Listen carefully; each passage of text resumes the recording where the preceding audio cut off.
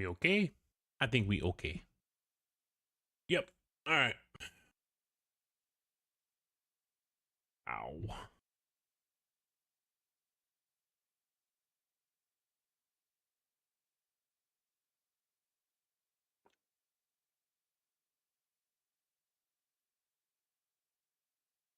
Pop some ibuprofen.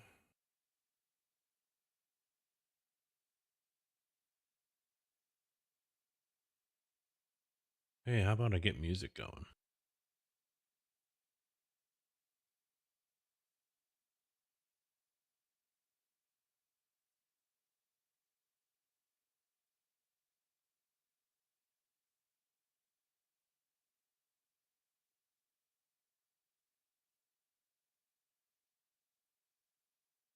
All right. Maybe? Oh, yeah.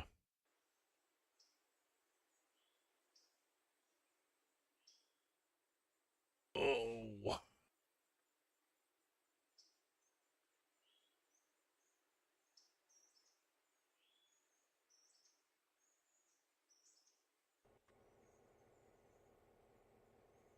Yeah, I think he can just sit there.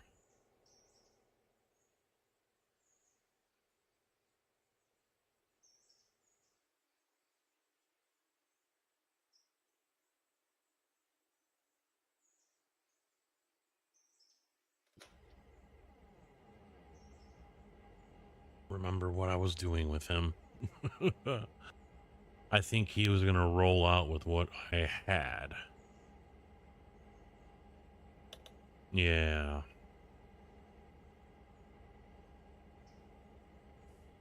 I mean, it wouldn't hurt to hang around a little bit, have him grab some extra stuff. But I think everything is delivered. Yeah, so I can advance a few hours. Ow. No, maybe not.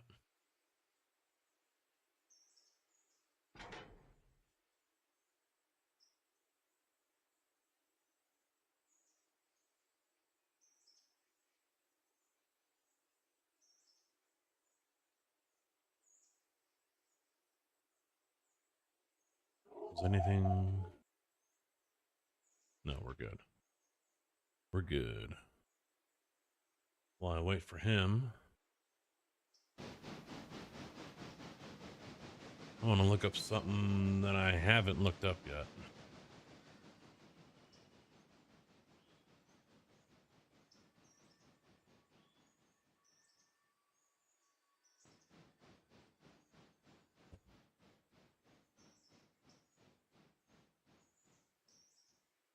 Seven Days to Die Tarkov style. The Tarkov overhaul. This is what's been suggested I play when I do the Troll Casket.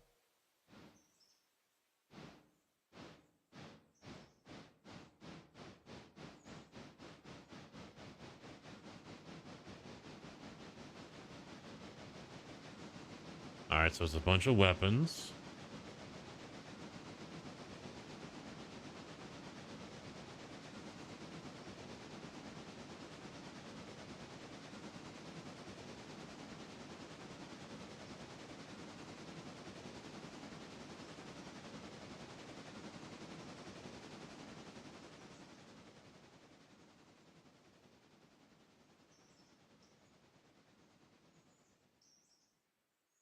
Hmm.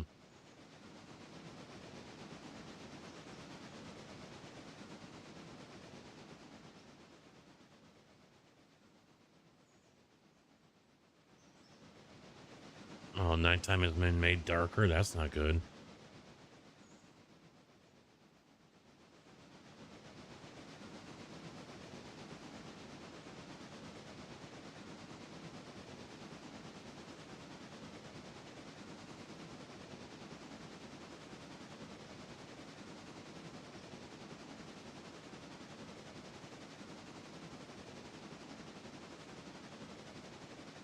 Ah, so they took the skills that how you earn them in Tarkov and applied it here.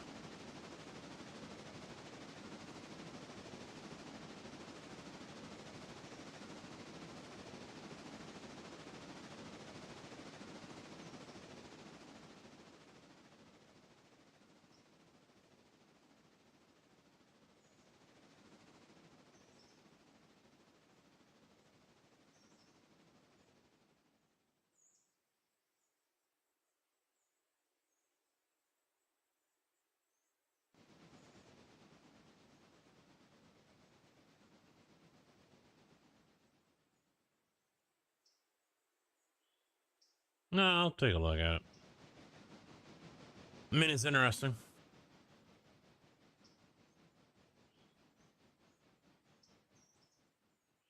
It is interesting.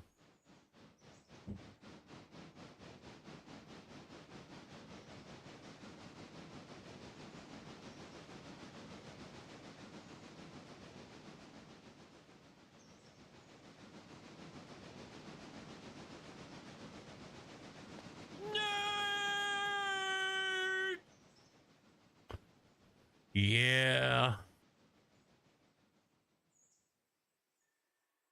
A tired and in pain nerd right now. I kind of wanted to do iRacing, but I stretched a few hours ago and something didn't pop, but I strained something. And it's like right behind, right around my shoulder blade area. So, plus I've been dealing with a headache all fucking day.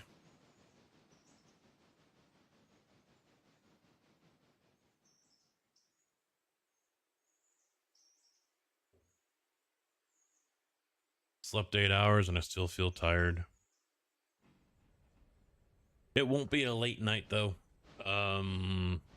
Like a 4:30 alarm is what I've got tomorrow, so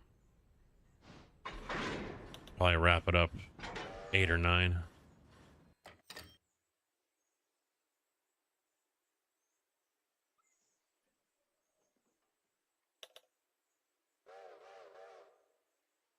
So 3 or 4 hours we'll get in. That's why I didn't feel it was worth it to do iRacing.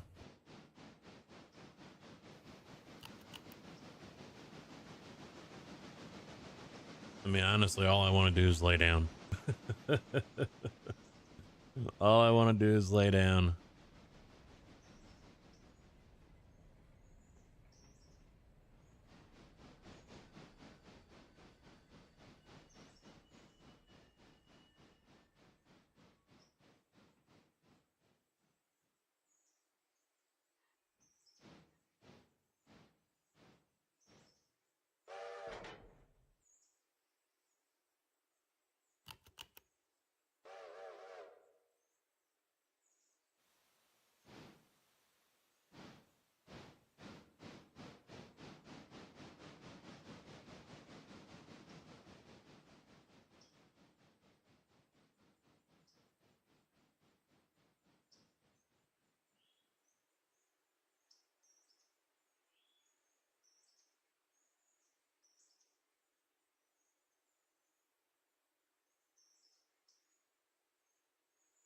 Get this last one delivered and I can skip ahead a few hours.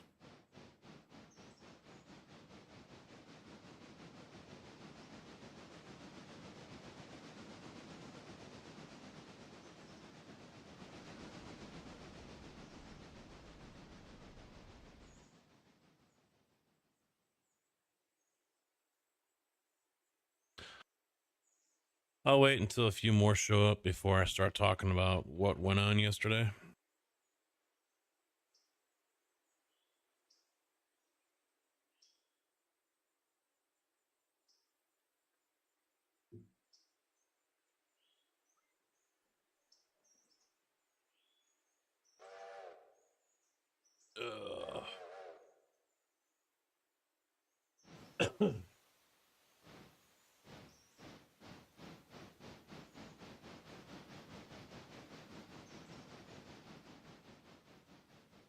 Tomorrow is going to be interesting, that's for sure.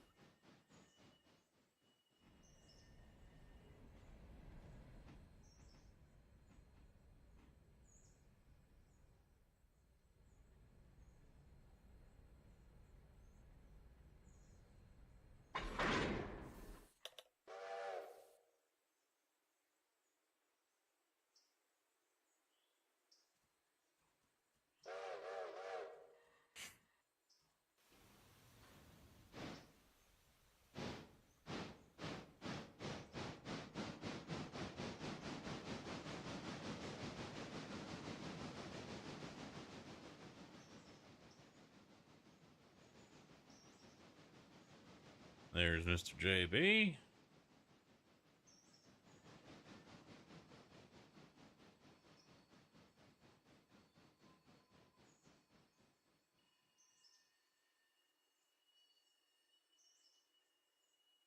are your other trains looking?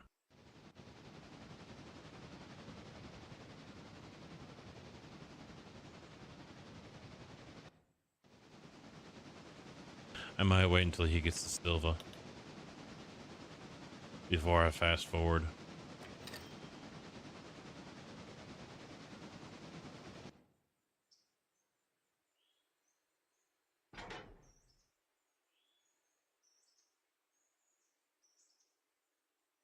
Don't tell me I crashed already. I did. Already crashed.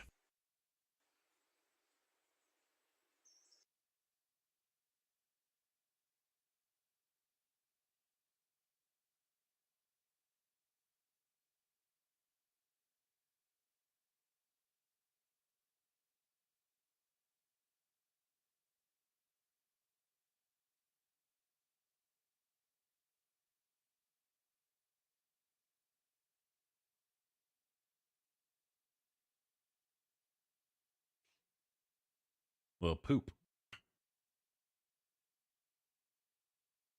Poop to that.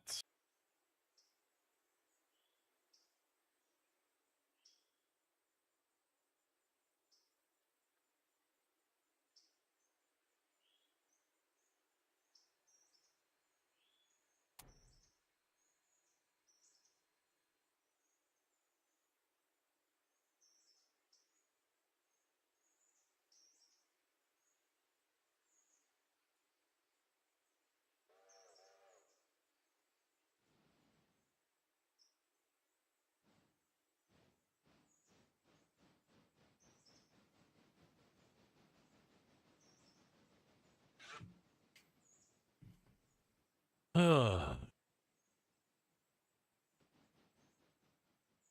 Oh yeah. You know what? Screw it. I'm not even gonna wait for him to get to Silva.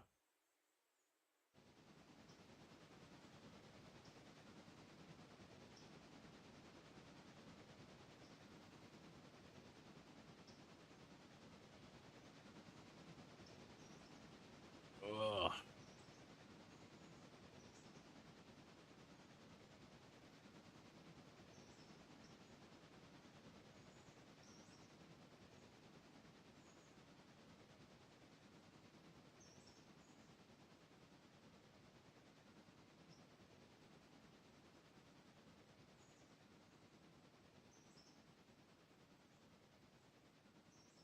Right now, I'm just honestly not feeling anything.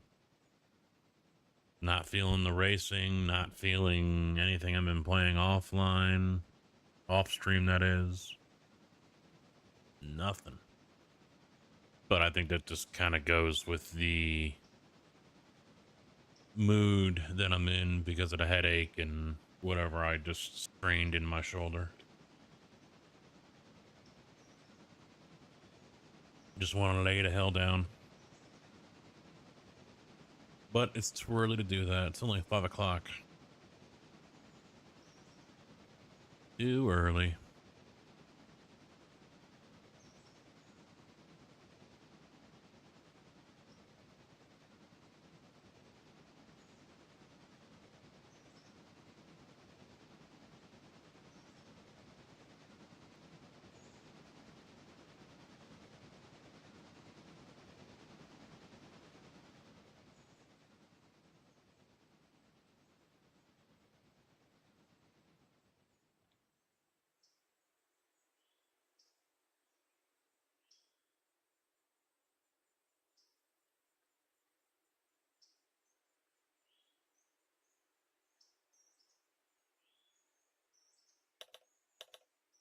I'll let these guys get delivered.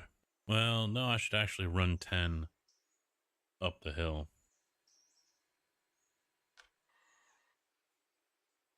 2.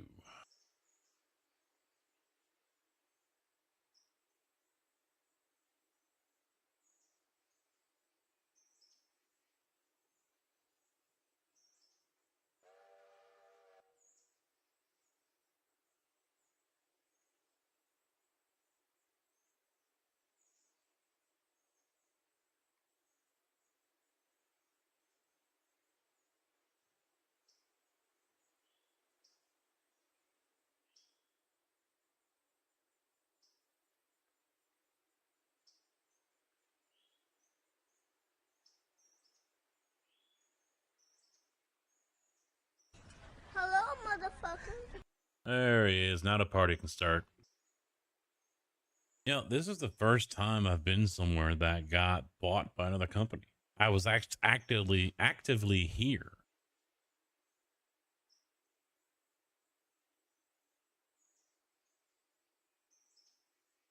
Just done recording. Scan 4. Yeah, because the used oil company got bought, but I was already gone. I can't think of any. No, I don't think there's anywhere else that has been bought by anyone else.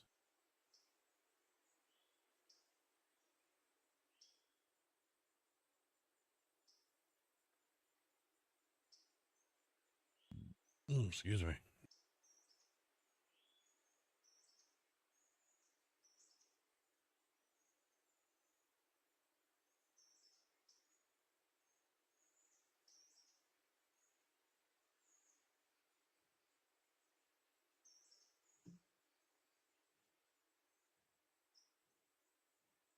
All right, once he gets up here to drop those log cars off, I'll skip ahead.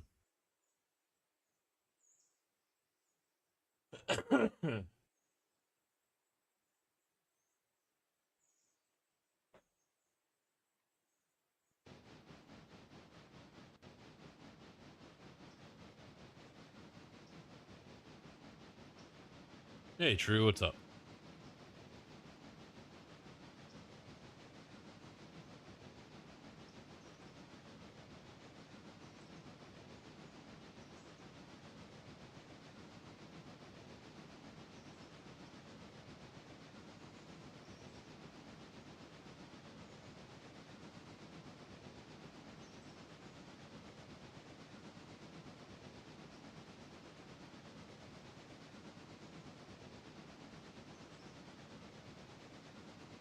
Yeah, I'll have to get him topped off. Ow. Oh, fuck. Come on, Abby Droven. Kicking. Let's go.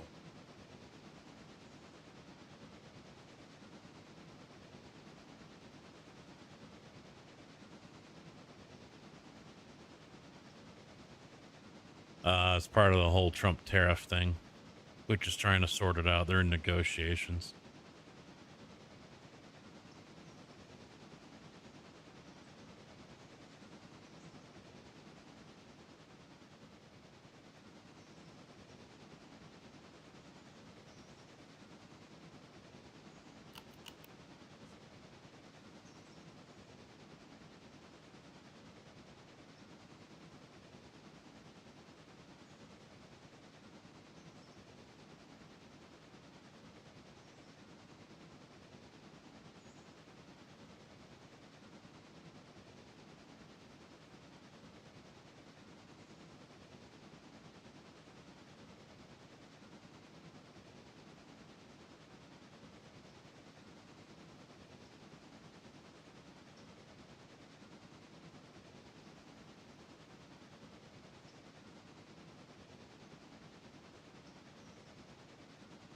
Wife sent me a text that she was making chicken. I said, okay, I'm currently live. I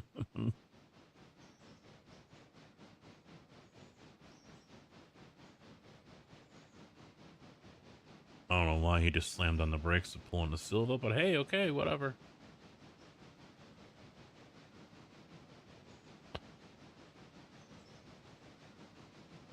So what are you guys talking about that you want a...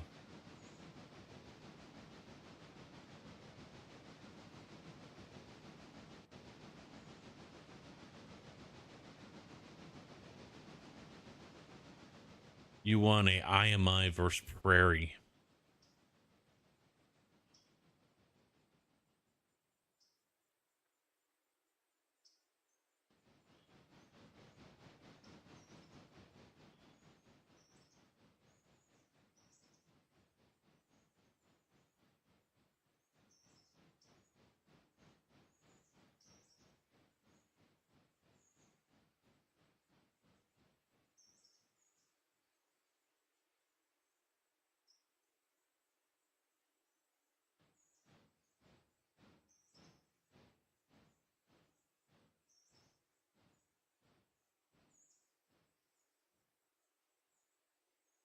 Uh,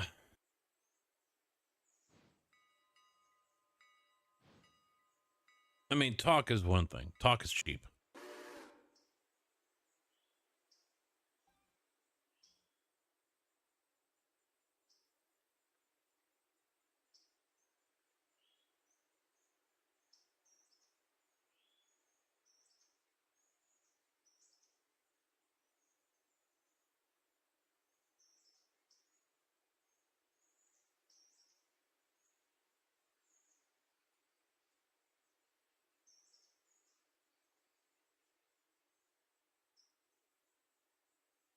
I don't think he's gonna make it to there.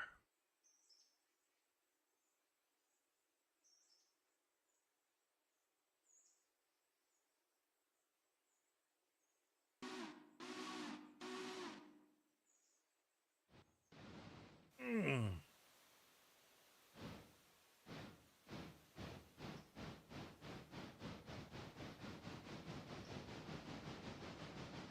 Yeah, he's floating around. He was just on the server here with me, then it promptly crashed.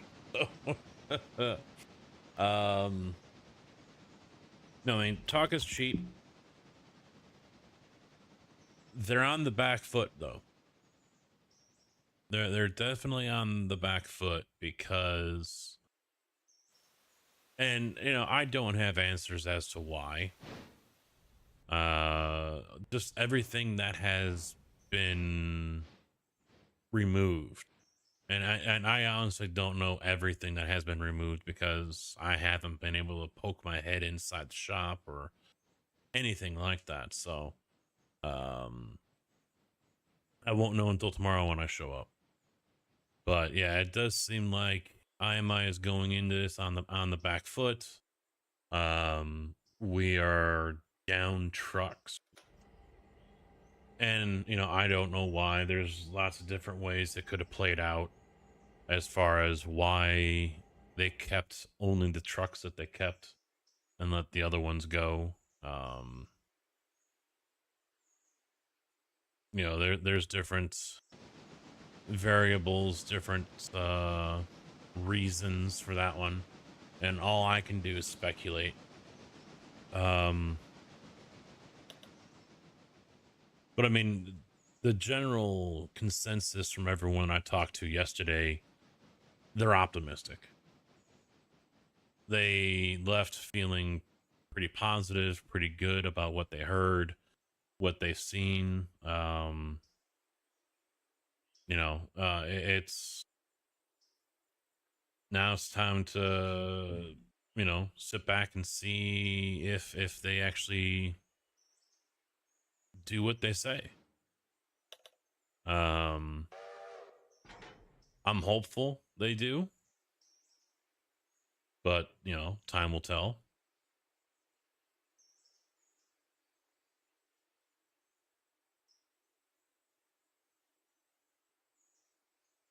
But you know, we I heard someone say we've got 23 drivers and only 21 trucks between the 3 yards. And they touched on that in during the meeting yesterday, saying that he was the one that actually said it. And he said that the other company that they bought, Blager, 2 months ago, they've got 2 spares. Um, and he says, push comes to shove, we can always bring trucks over from Indiana, although that's a different animal that you guys are used to, and they can only carry 6 yards. I don't think they're going to work, period, in Illinois, just because, depending on the jobs, you know, and not, most jobs are going to be set up for a rear discharge truck, not a front. So that's going to be, you know, they can only be used at certain jobs depending on how they're set up. um, I don't think that's going to be something that they do, though. But it does leave in question what they're going to do about hiring. You know, you can't really hire someone if you don't have a truck to put them in. So, yeah. it leaves our yard and Decatur in a bad spot because we need drivers. And yeah, what are they going to drive? No one knows. And, I don't know if hiring is, I don't know where their importance list, their to-do list is, what's where. I mean, obviously hiring more drivers is on it. Um, someone brought it up right away yesterday. That was the first question. They said trucks. Because, I honestly don't think IMI exactly knew the state of the fleet. They probably had details somewhat, mileage, hours, maybe, possibly. I don't think they actually know. I mean, they probably do now because people were there and they're hearing from other drivers the current state of the fleet, which is abysmal. Abysmal. Um, he said, I swore he said 10 trucks, 6 max, 4 internationals. Later on, someone said he said 12, 6 and 6. So I don't know. It's 10 or 12. Um,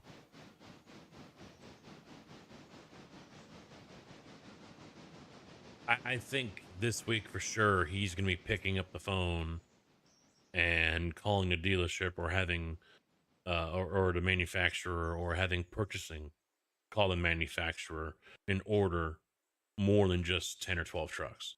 10 or 12 trucks is a joke. And this is not just between our 3 yards, it's between all 5. Our 3 and the 2 that Blager have. A fleet which is probably 40 or more trucks or 40 or more drivers. And I would assume Blager's trucks are in better condition because I doubt they have the same kind of BS that we had. So I mean that's the main thing right there, is how fast are they going to react to the current state of the fleet. I think that's going to answer a lot of questions people have as to how they plan on handling the situation, what they plan to do. And like like I said, I think if not yesterday or today, certainly Monday, tomorrow, he's gonna probably get word of how bad the fleet is, the condition of disrepair that the trucks are in.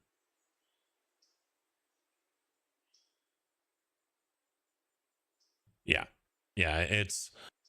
I stopped yesterday at the yard after I left, and because I still get the feeling I'm getting kicked out of Pinky.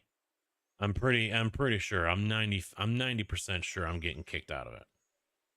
No one above me has raised their hands saying I'm taking it. But as I told the number 1 driver, I said, "Look, there's nothing in there's." I asked him. As soon as he got out of his pickup at the meeting yesterday, I said, "Just out of curiosity, where does the thought that senior drivers get to kick someone out of another truck? Where does that come from? Who gives that right?" And he goes, "It's in the contract." It's like, "No, it's not." And he goes, "Yeah, it is." He says, "Seniority prevails over all." And I said, "Funny, I have it right here. I read it 4 or 5 different times already this morning, and I don't see anything about that." So he leans over his bed, and I pull out the contract, go to the page, and show him. And I said, "It's seniority prevails when it comes to layoff, return to work, driving, and yard jobs. Stuff like that." He goes, "Well, it's the driving." I was like, "That's a pretty open interpretation." And he looks at me and smiles and laughs. I'm like, I said, "That's open for interpretation." He goes, "You're right, it is." And that's how they interpret it.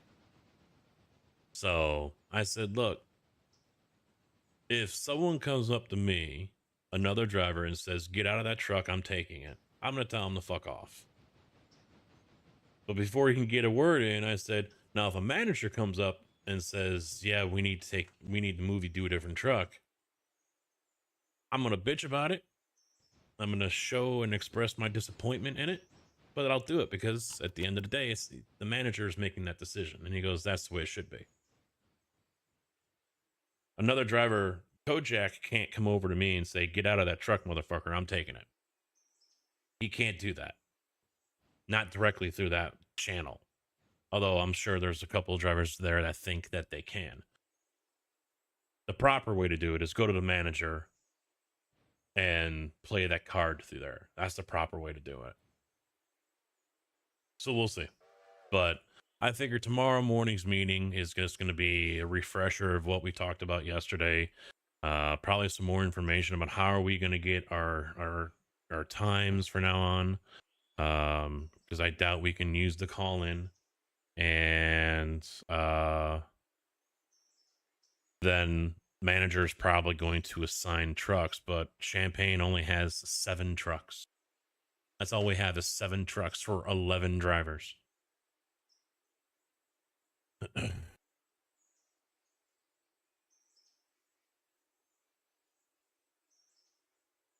Yeah, it doesn't say anything on a unit assignment. It doesn't say anything about equipment. It just says driving.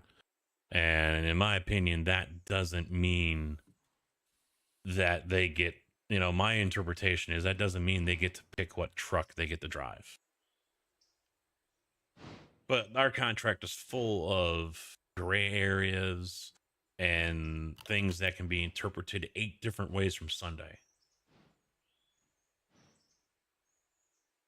But no one's ever, said, hey, we need to fix this.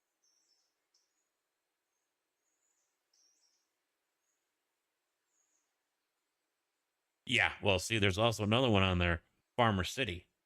There hasn't been a plant in Farmer City for probably 15, 20 years. But they still have Farmer City listed there.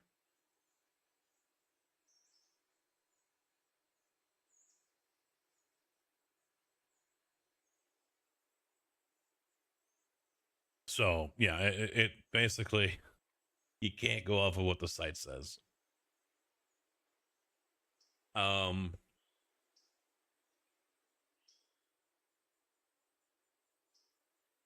But yeah, we've got 7 trucks. I was, like I said, I stopped by over there and I was talking to some of the guys as they were wrapping up, putting in the new radios, putting in new tablets, and was telling them, because they kind of made a little comment about the condition of them, and I was like, oh yeah, that's just how they ran it. Does it run? Well, yeah. Does it operate? Will it do the job? Well, yeah. Okay, put it on the road. And they're like, really? And I was like, yep. That's how I viewed it. I said, my clutch in Pinky is completely gone. There's hardly any clutch brake left. And it's all the way to the top. And I said, sometimes if I push it all the way in and start bringing it back up, sometimes it catches, sometimes it doesn't. I said, the clutch is completely fucked, but they won't fix it because it still works. I told him about the time where I had chunks of rubber come off my tires on 2 different trucks. And I said, oh yeah, the fleet manager was out there, and he's like, what happened? And I said, oh yeah, huge chunk, like the size of this can of the tread came off because it was their cap. And he's like, oh yeah, those tires, they don't like running at highway speeds like 45, and that's all they want to do. Then why the fuck are they on our truck? And the one guy was, out of the 3 that was there, was just like, you could see his eyes even go bigger than the freaking sunglasses he was wearing. He's like, no, you're not going to get that shit here. He goes, every truck, we put a book in every truck. And if it's a critical part that needs to be repaired, that truck does not go into operation until it's fixed. I said, oh, well, yeah, Pinky here sat for almost 4 months for them to fix a fuel issue. because it wasn't a high priority. He goes, no. If it's a truck that is a daily driver that a driver is assigned to, it gets fixed in the order that it comes in. So if there's 3 other trucks in front of you, of course they get fixed. And barring, okay, we got to put it off to the side because it's, parts missing or whatever, but it gets fixed. It's like, well, that's definitely going to be a change of pace. Definitely going to be a change of pace. I told them the tire company that they use told me that out of everyone that they service for truck tires, we are the only place that keeps our used tires that comes off the truck so they can put them on another truck. And he's like, that's fucked up. I was like, yep. That's why we got caps on here. We've got old tires. I told him about the time where I had a cut tire. I told him exactly how they took the tire off of another truck to put it on mine, then took mine off with the rim and put it on his.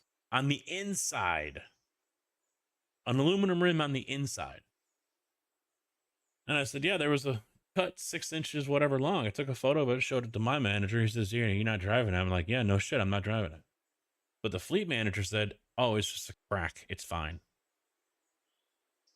He goes, what the fuck? I was like, I know. This is how they ran it. And it was A-okay.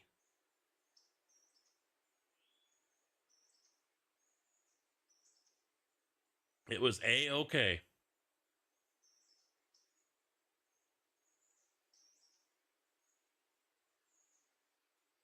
Because they didn't want to spend the money.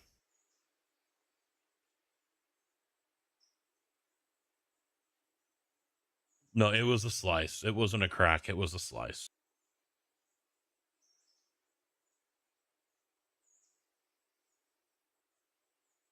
So, yeah, I mean, and then I told him, oh, yeah, a little tire shop. They showed up. They took the rim that was on the other truck, that was mine, took the tire off. And then the rim that they put on mine from his, took that tire off and put my tire from my rim on his rim and put it on his truck. And then gave me a scrappy used tire on my rim and put it on my truck.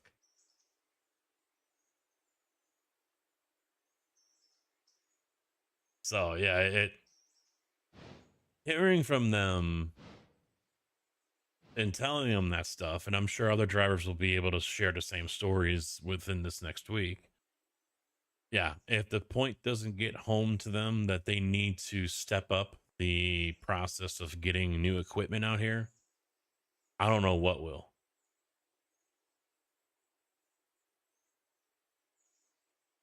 Yeah. Yeah, it's a danger. It's a lawsuit waiting to happen. But you know what? They're more worried about us not clocking out and getting that half hour that we're supposed to get to for lunch. That's what they're worried about. They're worried about that. It shows you the state of the company. And I was talking to my dad about all that, and I was like, you know what? It's hard to say if Chicago was complacent or if they knew what was going on, but they're just la la la, we don't want to hear it. They knew, but they still ignored it so they could play dumb.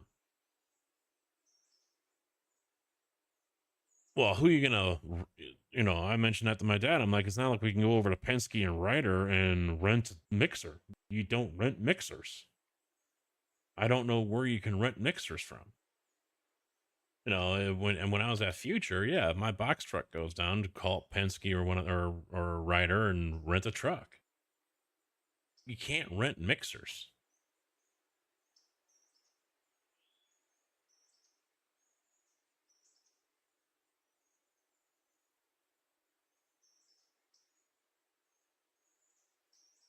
So, I mean, they're going to have to do something to get their ass in gear and get equipment over here ASAP. What they do, how they do it, I don't know. But clearly it has to be done.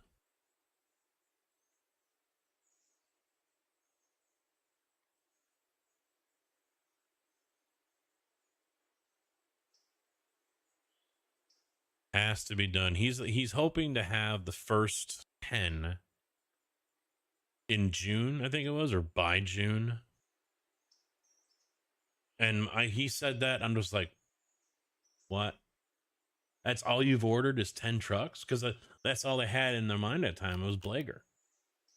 I don't know if they expected the Prairie trucks to be in good condition or what. I don't know. I get the feeling they did.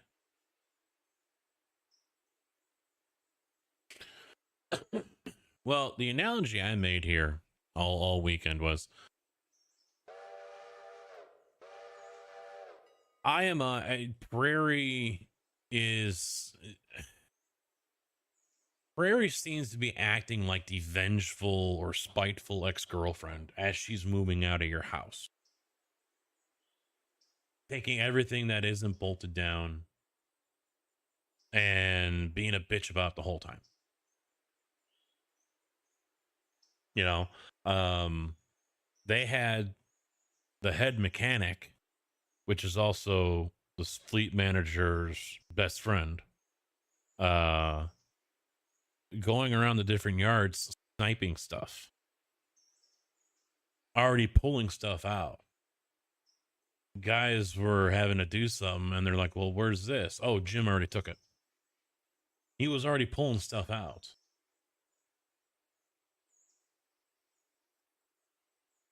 So I don't know if they showed up yesterday or today to clean out the garages or not. I don't know what IMI bought. And the thing is, and maybe we'll find out this week. I don't know. But we don't know what was offered, what was on the table. Could IMI have bought the automatics? Or were they never even on the table to begin with? My gut says that Prairie wanted such a high price for them that IMI was like, no, we're not paying that.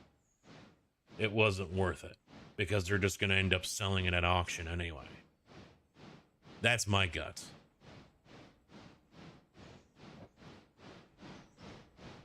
And all of our trucks are going to Rockford because Prairie bought out a company up there, Rogers. And so 30 trucks are going up there, and the bulk of them are coming from Central Illinois. Well, every yard, Decatur, Danville, and Champaign only has one automatic. And it's the highest mileage one of all of them that were in the yards. Everything else that was lower than that, they took. And they're all going to Rockford.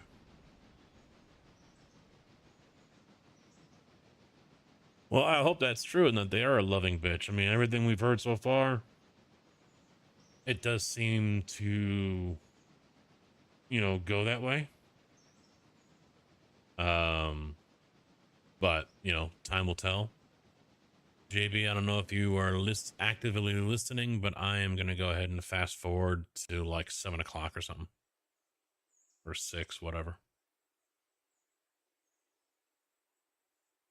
Champaign, yep.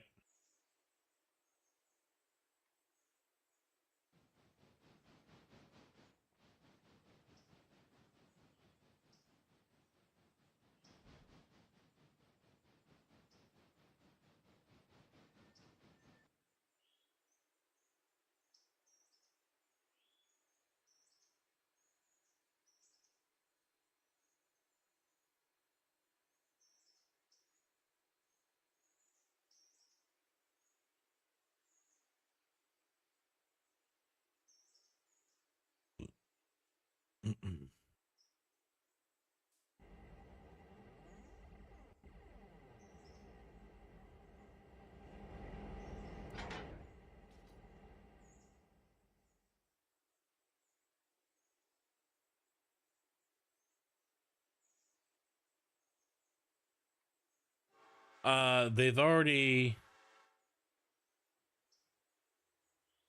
Yeah, the union wasn't there. They weren't there. Some thought they should have been. They've already signed the whatever, I forget the term for it, the agreement with the Decatur Union to pick up where we left off and whatever. I think they've agreed with it with the 20 with our union, the local 26, but they hadn't signed it yet. I don't know if the president hadn't signed it yet or what, but that's also been done and dusted. Um, so I mean that's as far as they're concerned in that area, the unions are handled, they're taken care of. Anything that had to go on there is a non-issue right now. Um,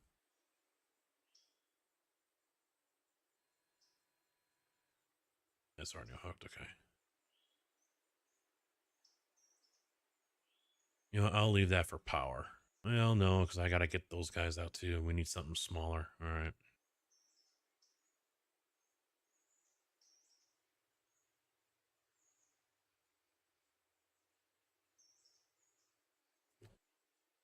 So yeah, Union didn't show up.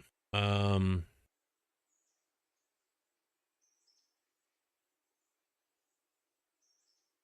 yeah, tomorrow's gonna be interesting. I guess we've got 150 yards, although they're calling for rain. Some apps aren't, some are. Um, not gonna have enough trucks for drivers. If everything stays as it is, I'll be the first driver without a seat. If I don't get kicked out of Pinky. We've got 7 trucks. I'm number 8 right now. So yeah, that means I'm the first one left standing in the game of musical chairs. Um, one of the guys that was there from our yard, he had a month until he retired. He's retiring at the end of this month. He's sitting there looking at this paperwork and the stack. I mean, they gave us the envelope and it was like it was thick. It was thick, 3/4 inch, and it wasn't just the paperwork that you do when you hire on somewhere. It was also all the information that we keep, the code of conduct and this and that, whatever. So, but it was intimidating to him because he's like, I don't want to fill out all this fucking paperwork. What the hell is this? So he's looking at it and he's thinking about it and thinking about it. He's like, you know what? I'm done. I'm retiring in under 30 days. I'm not going to fill out all this just to retire. So he's like, all right, guys, been fun. Got up and waved and was going to try to say something, but ended up just walking out. And a couple of the other IMI people followed him out, and I guess they were trying to talk him into staying or whatever. He's like, "Yeah, I don't need to fill out all this paperwork. I'm done. I don't need to, So now we're down one more driver. The other one is retiring in 2 months, if not sooner. So, but he's already upstairs batching, so that doesn't really matter. Let's see. Dana, Tony, Jeremy, me, not including another guy. That puts me at number 7.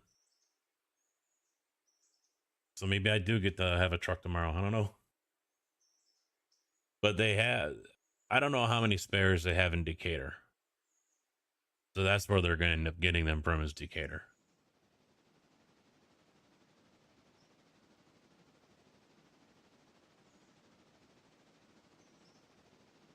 But I mean, it's so tight right now. If a truck goes down, okay, well, here's a broom sweep if you want to earn money, because we don't have a truck to put you in it. That's how tight things are right now.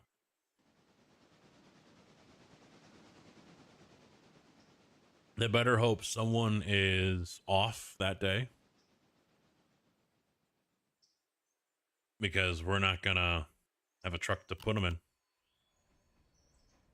It's not a good situation. Really not good.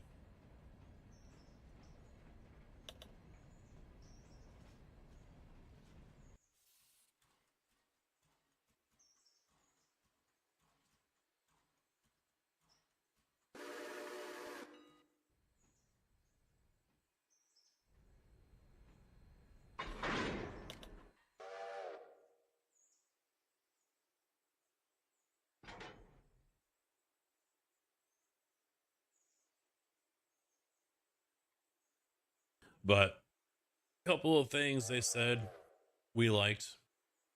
Uh, they said we're not going to be trying to run your yard from Indiana. So pretty much every plant is going to be on their own to do their thing. Unless it's required someone else steps in, or if it's something of that importance that requires them to step in. Otherwise, yeah, we're able to run ourselves. We're able to manage ourselves. The guys like that. No more of that Chicago calling the shots, and you're just a manager in name only. And he kind of alluded to that. He kind of hinted, that's how he knew things were. And he goes, "Here, no, you're going to be able to run your yard." So that's a good thing. That's a very good thing.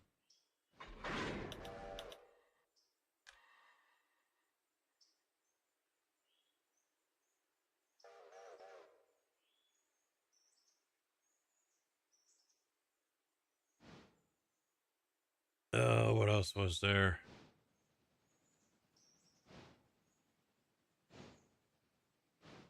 I know there was more talk going on with the managers and batchers than there were with the actual drivers. Downside is all the Carhartt shirts I have, I can't use anymore. Gotta donate them or sell them or something. I can't use them. They have to be ANSI Class 3, and mine are Class 2. And the only difference between the two is the 3s have a stripe on their sleeve. That's it. Exact same fucking shirt in the layout with the stripes and everything, but the Class 3s have a reflective stripe on their sleeve. How's that some shit?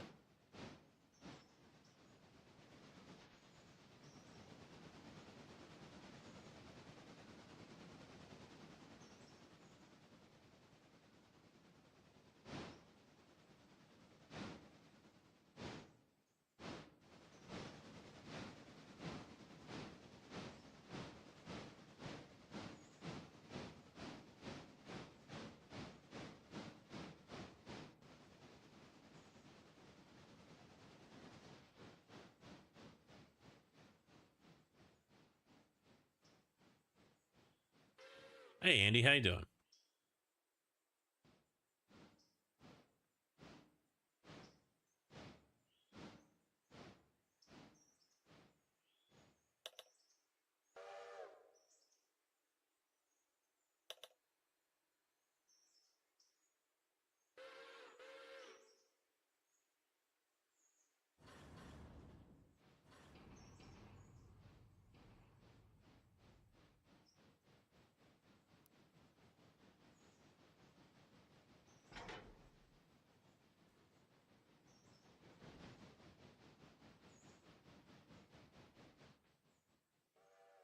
Yeah, they're getting a little bit up here.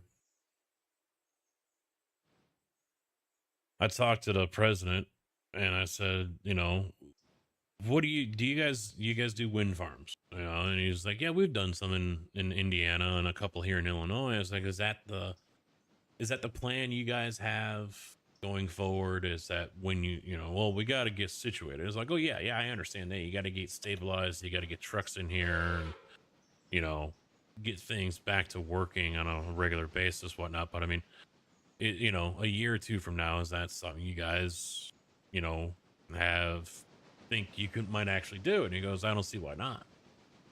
I was like, good. I hope you guys take it to Prairie. I said I think they kind of did things dirty here, and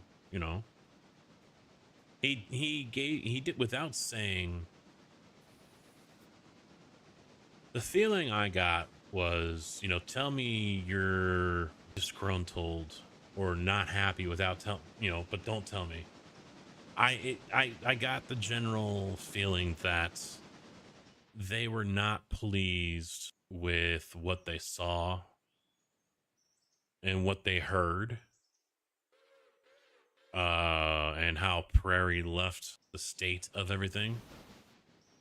It does generally feel like Prairie wasn't really forthcoming on the current conditions of everything. So, I mean, they did them dirty also because they never, uh, HR got up there and she goes, "So we desperately need you guys to fill out all this information." She said, "Prairie didn't send anything over but for your name, your address, your phone number, and what yard you're at. Nothing else. We have no other information on you. No hire dates, no scheduled vacations, nothing."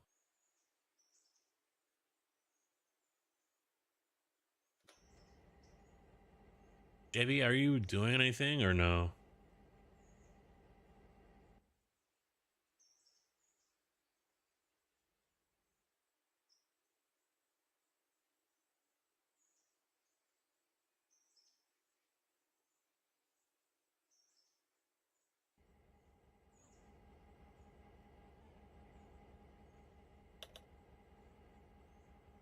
So yeah, she didn't seem too pleased about that one either.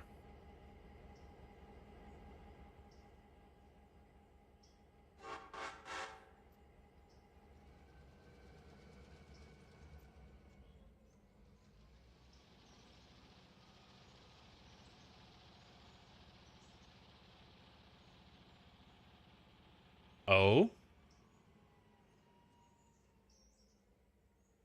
did they get into something?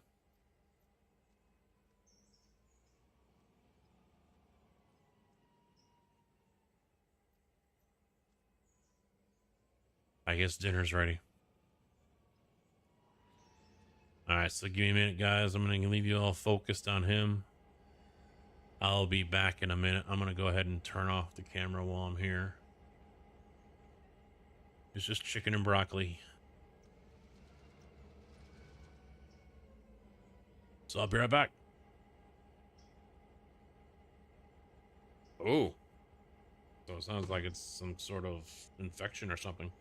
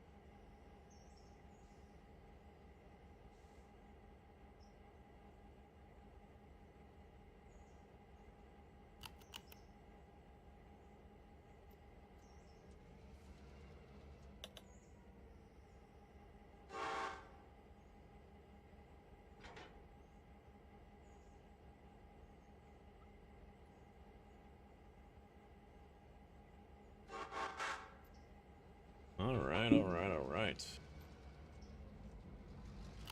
JB has commandeered a locomotive.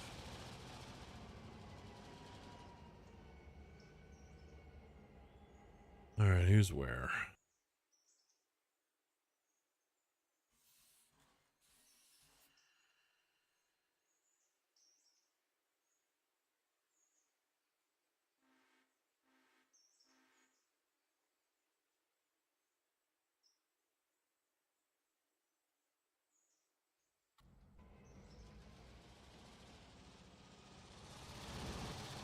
And there's another it's got to be these 38s. Another fucking crash.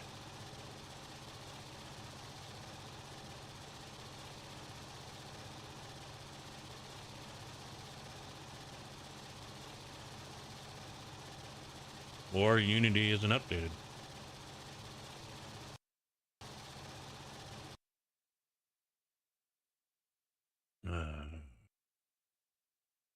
I mean, I don't think it's this, but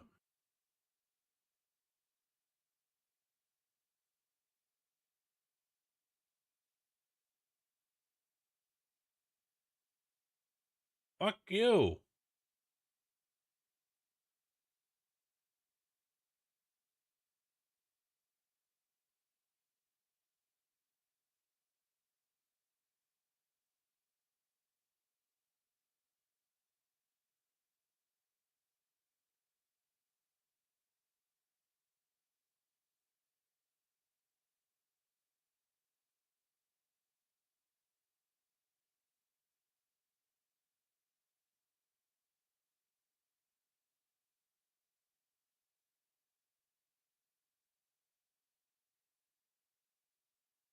Was that the same one?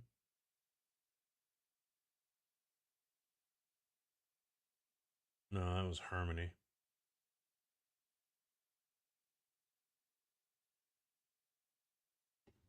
Are you fucking kidding me?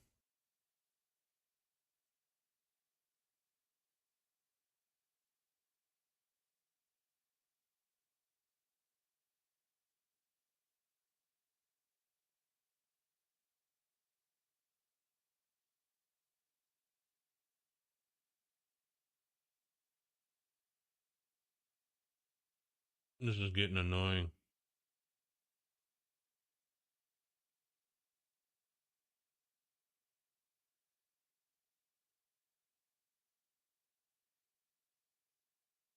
All right, I'm going to download Harmony.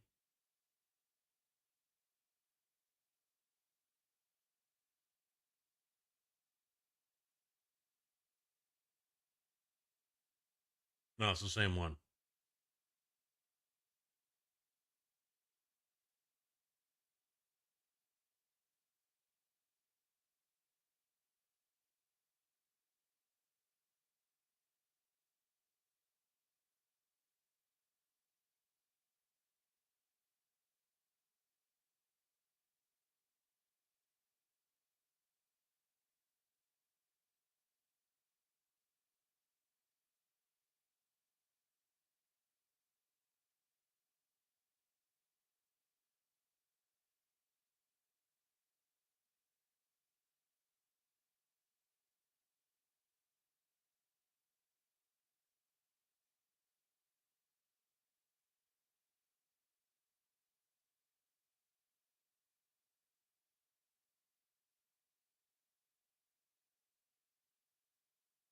Yes, I don't. This is fucking aggravating there.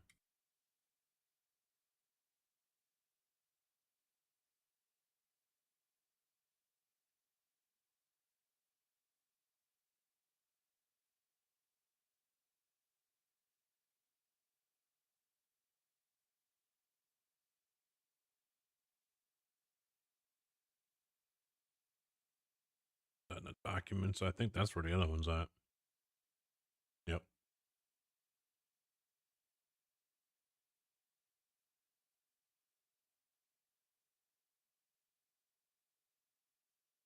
All right, there we go. We're good. So hopefully that fixes that. We'll see.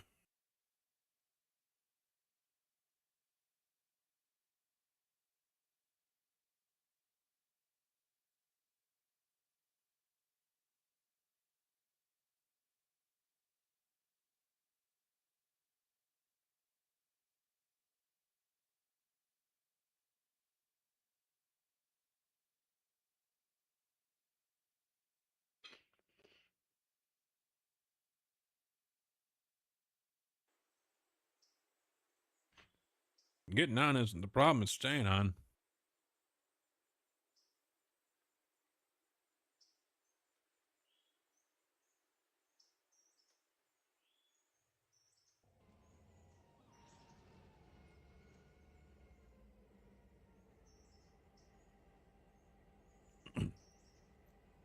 All right. We'll see how long this lasts.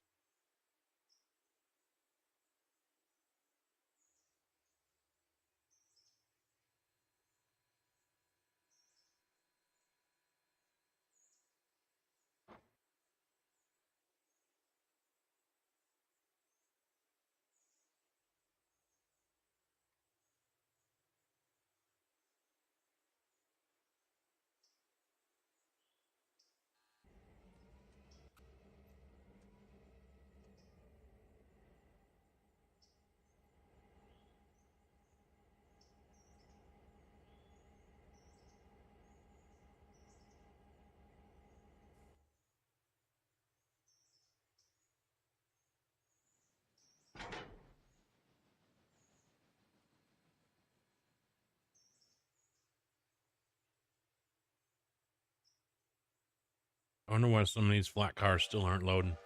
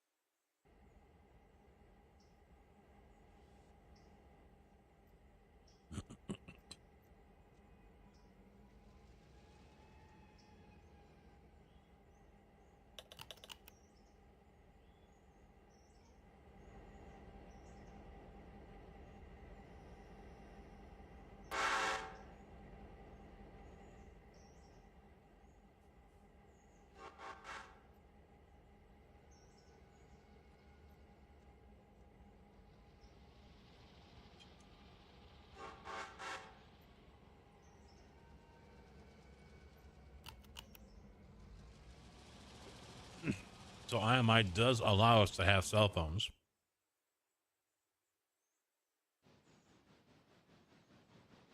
Even Bluetooth.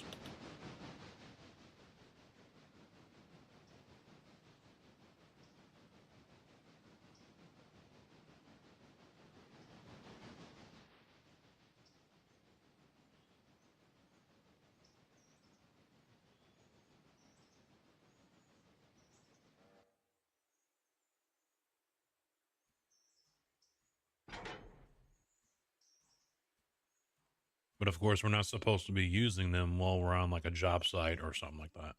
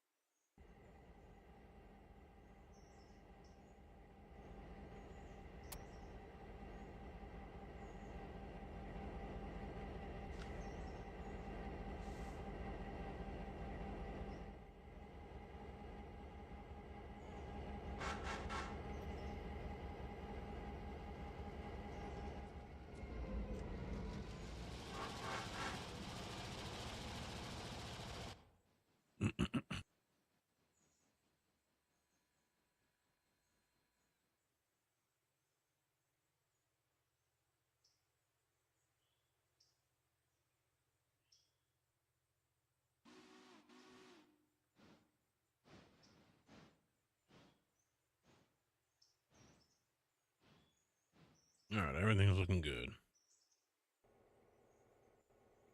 Oh, excuse me.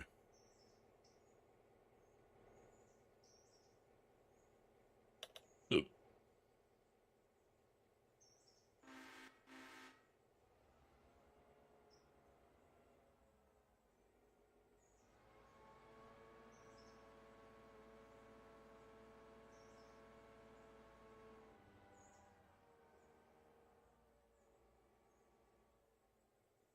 There we go.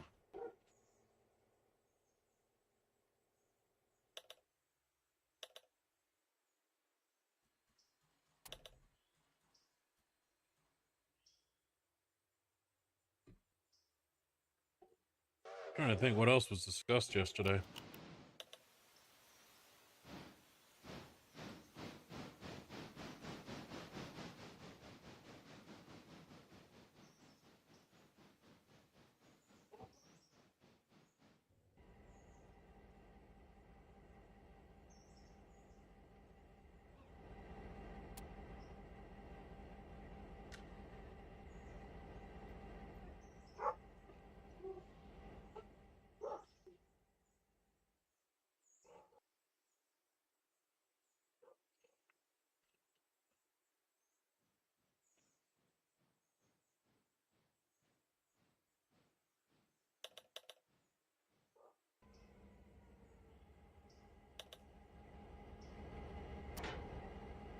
I mean, it kind of went off pretty fast.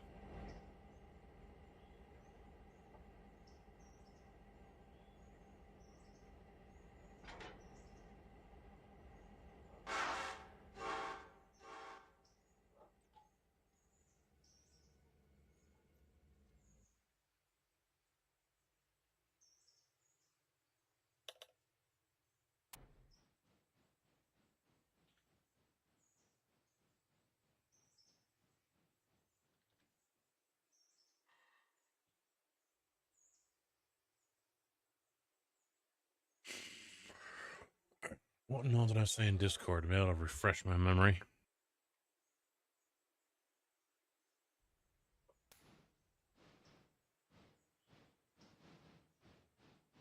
Oh. I'll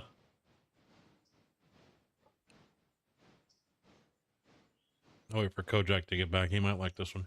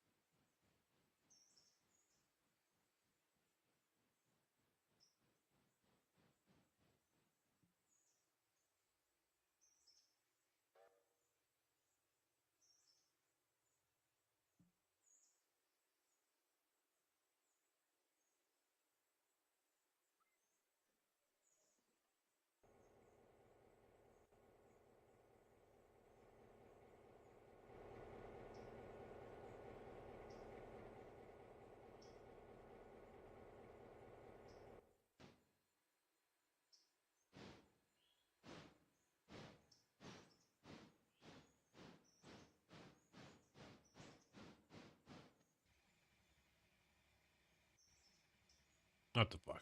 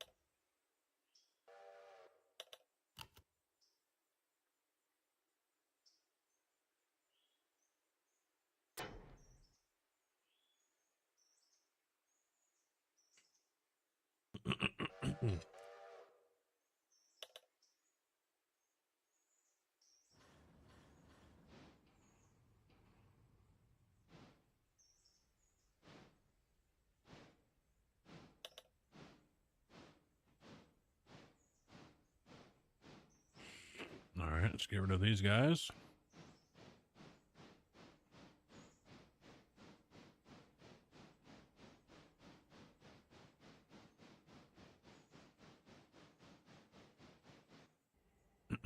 done and done.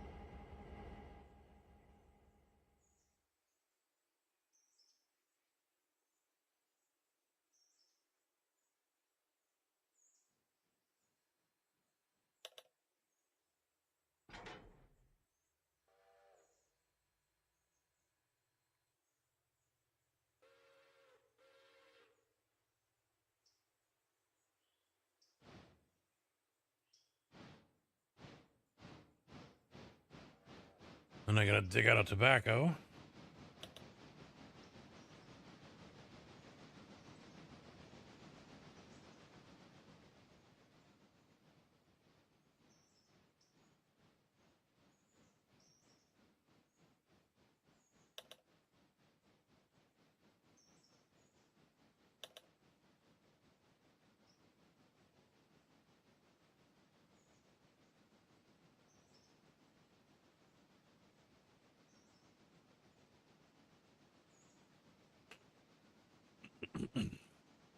Nope, can't see me. I'm eating dinner. So I turned the camera off for it.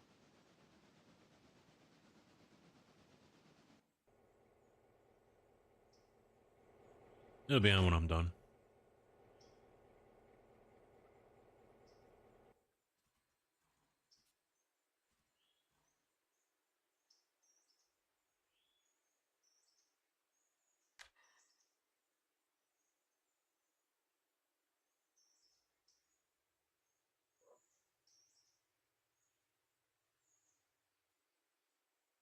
Yep, that is why.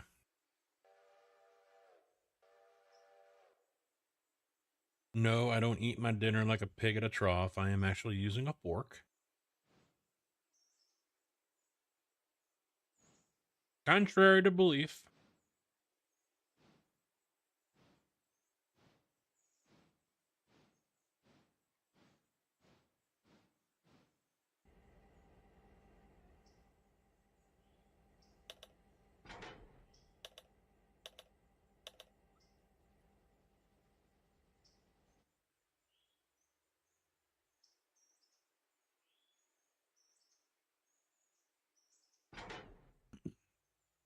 For dinner tonight, it is the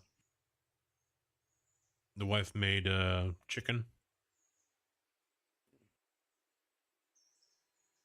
This is a lightly breaded chicken or whatever.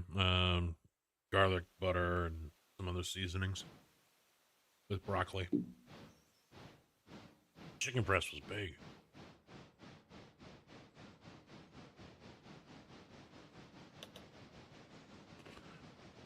Big, thick chicken boob.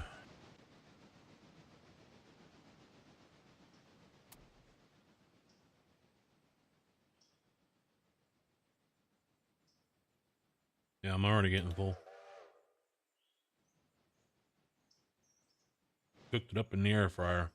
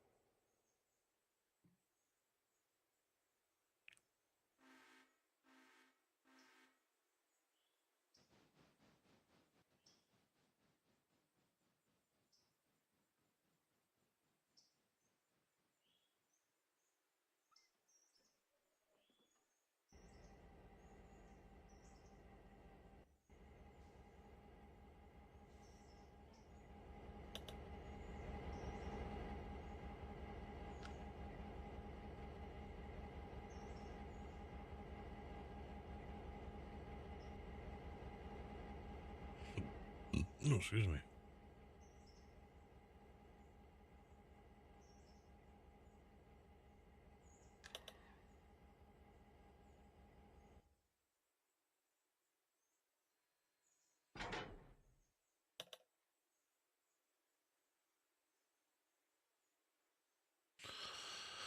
Oh, man. Yeah, I don't know what I'll play tomorrow.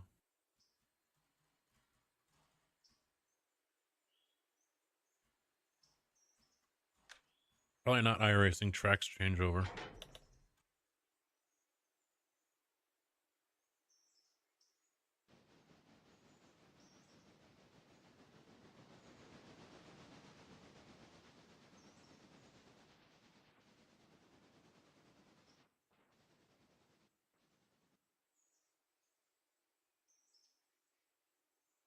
Why did it not fill that one? What the hell? Oh, it's got, oh, it's cement. Son of a bitch. All right. Damn it.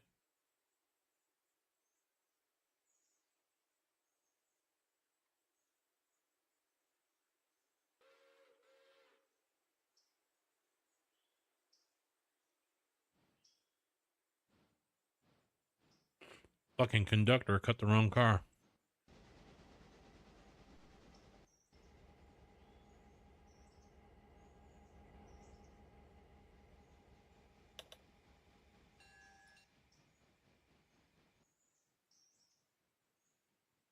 Always the conductor's fault.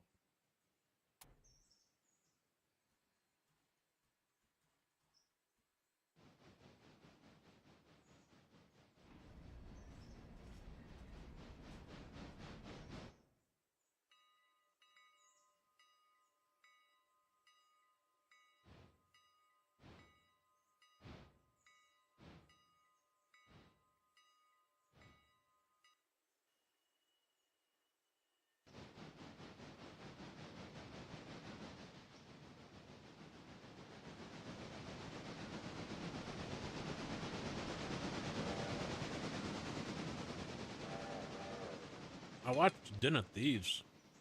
Not bad. I gotta watch the second one now. They're both on Netflix.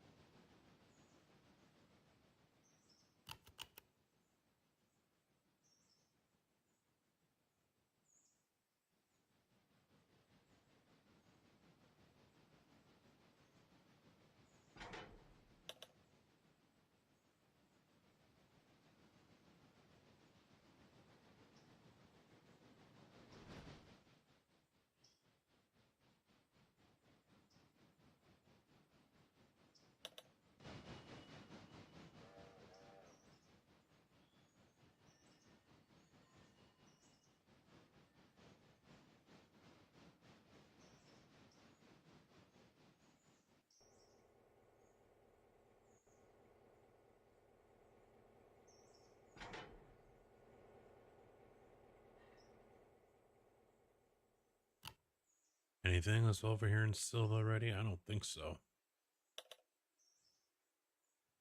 Oh, the coal cars, maybe. Yep.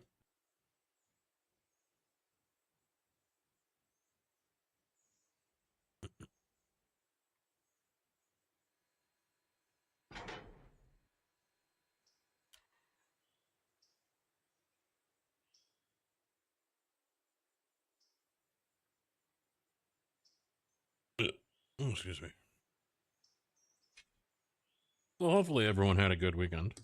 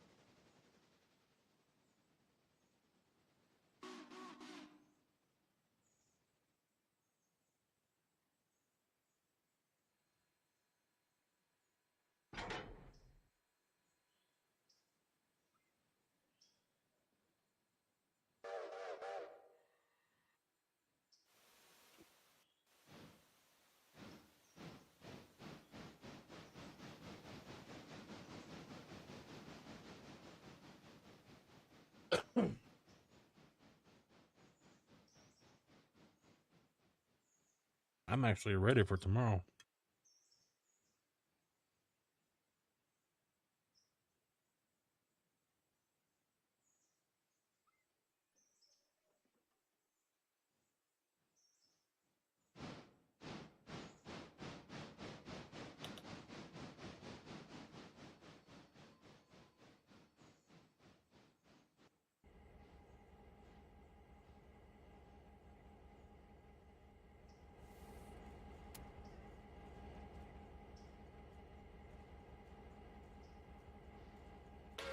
Ready to go. Let's see just what the fuck is gonna go on.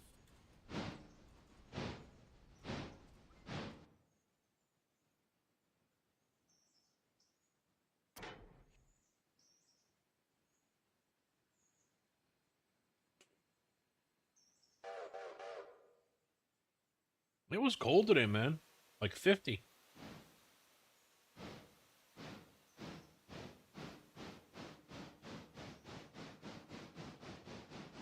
Cold and rainy. Glad I didn't schedule tea time.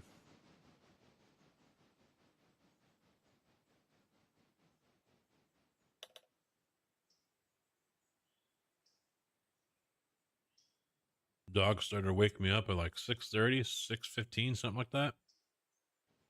I remember turning my head to look at the phone. And I'm like, nah, let me sleep a little bit longer. You know, try to go past 7 at least. And then they wake me up again around 9:15. And I'm like, well, shit. I mean, I hate sleeping in that late. Then Milo decides to climb on top of me as I'm laying on my back and then just sit right on my stomach. And I've got to take a leak. So it just like squeeze a water balloon, you know, how it just bulges out everywhere. That's how my kidneys felt. I'm like, stop sitting on me, you fat fuck. It was not comfortable at all.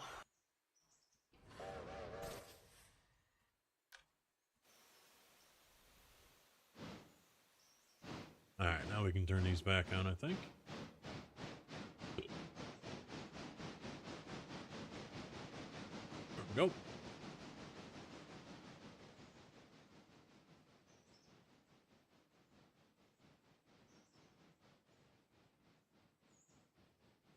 Painful start to the morning for sure.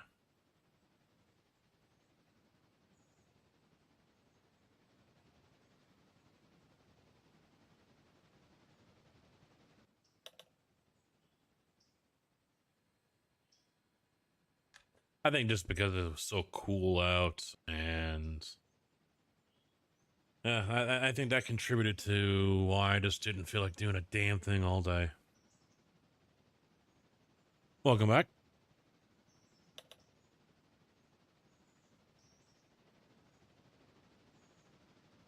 Damn, I forgot there was something I was going to say.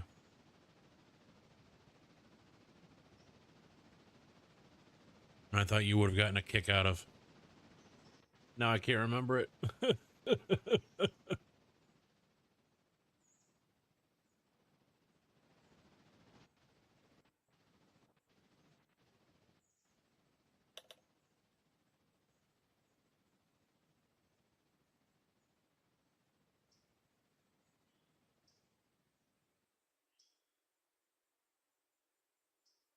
So it's your fault I can't remember what I was going to tell you.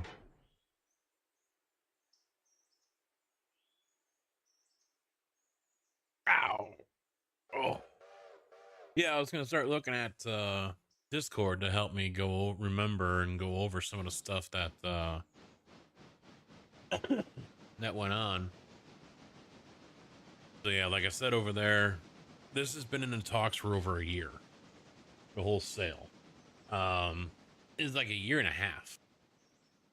And because I was right there when someone asked him, and he says, you know, it was kind of a mutual thing. He says, they were looking to buy, and Prairie was looking to sell, and or offload. Um, at first it was just Danville and Decatur. And I was like, yeah, no, you got to sweeten the pot a little bit. That's not. They weren't interested. You know, that wasn't enough, and that's understandable. You know, two plants in small markets, not really, especially with the distance from what they just bought. You know, it's not like they're right around the corner. You know, and so uh, at some point, champagne was added, and then the real negotiation started. So over a year and a half is basically how long this went on. Um, you know, they were able to keep it quiet for that long.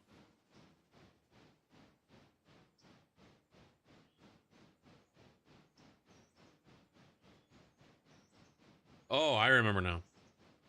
So Friday we get done, and but we can't leave because the manager's manager from Chicago was down here. So we got my manager at the plant, we got the manager that is in charge of all the yards, and then we got his manager. That guy was the one that came down, and he's been with the company for 49 years. He's a lifer. He's a company man. And well, he wasn't. He used to be his manager. Now he's not. Now he's the head of HR. Anyway, so he comes down and says, you know, starts going over his whole, well, I've been with this company for 49 years and I started out doing this and blah, blah. And the people are like, yeah, we don't care. You know? So then he has the other HR girl, or, yeah, she was HR. Start handing out termination letters. So technically, we were fired on Friday.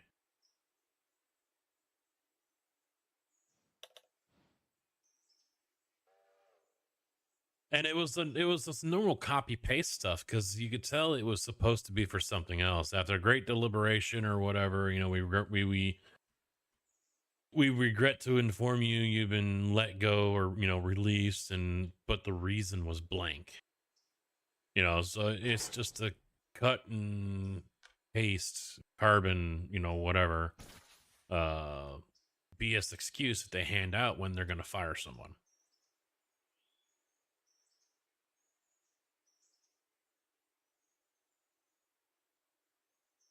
So we had to sit around and wait for those. But at one point, as we're uh sitting there, we get back and I hear over the radio, dispatch is telling guys to clean their trucks. One guy goes, are you stupid? He gets on the radio and tells him that. Because I heard that, I'm like, what the fuck? Clean our trucks? You're wanting the guys that are about to lose their trucks to clean on them.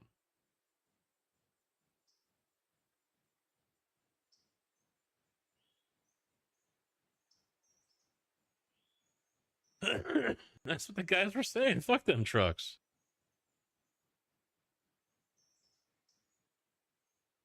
You know, someone brought it up to him later, and he's like, well, I didn't know what else to have you do. Well, who says we have to do anything? Fuck. We got to sit around and wait for a guy from the headquarters to come down here and tell us that we're getting bought, something that we already know. Who says we got to be doing anything? The guys we were sitting around for like an hour and a half, 2 hours. So here's the funny thing. One driver who was upstairs comes down finally, and we're like, what the hell are we waiting for? And he goes, I asked him that. And he says, he told me he's waiting for a phone call from up north to let him know it's okay to tell us. He cannot talk to us about anything until he gets the okay.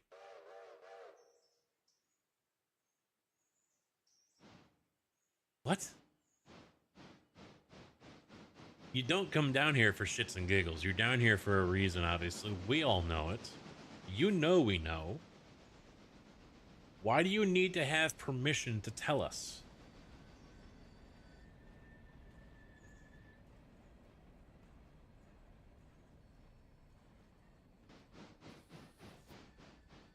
So that annoyed guys even more.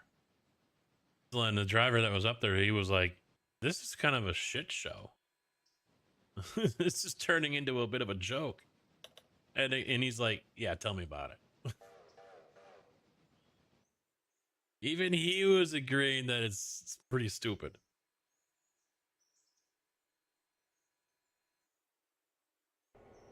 I mean, there are some people up north that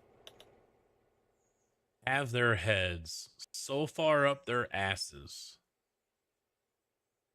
It's unbelievable they are still able to hold the positions that they have.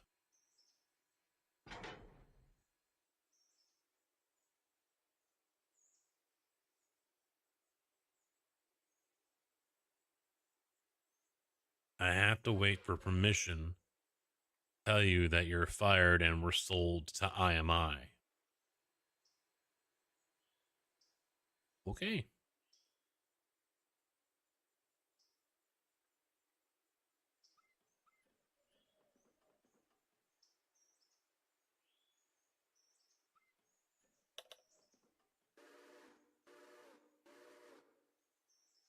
You know, the one theory some of us had was, okay, well, they're just doing that because maybe they're waiting on all the other yards to get done. But I bet they were already done. Well, I mean, that's been a complaint of mine for a long time is there are still some people who are clearly, blatantly, obviously trying to appease those at VCNA. You know, like they're actively working to change the name to something else besides Prairie. VCNA or Votorenum is on top of everything in big words, you know, whatever. So that's why for the last couple of years I've joked and said this place has an identity crisis. Y'all don't know who the fuck you are. Y'all can't make up your mind who the fuck you are. Y'all got a problem.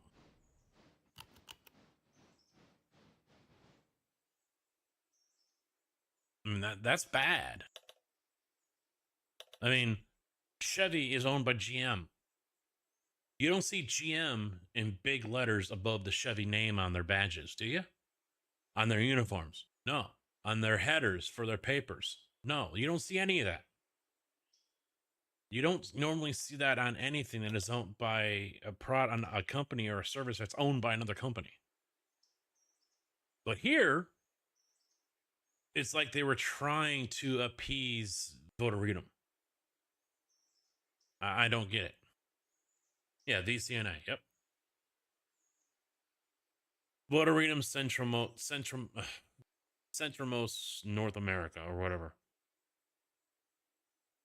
The NA stands for the North America.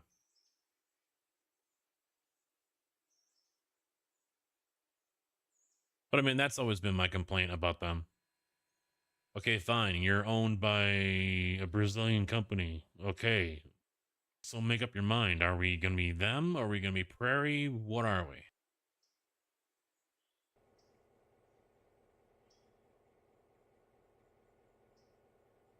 Thankfully, IMI doesn't have that issue. Our division is IMI Illinois. Simple. And it's all just going to be IMI because it's still a family run business.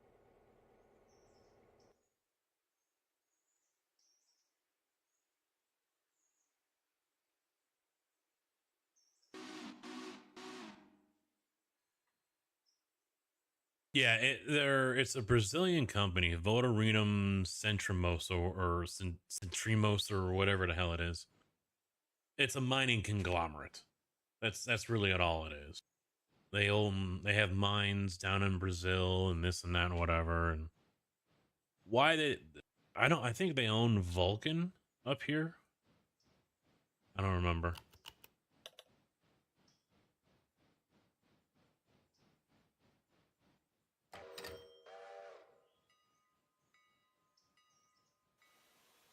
Yeah.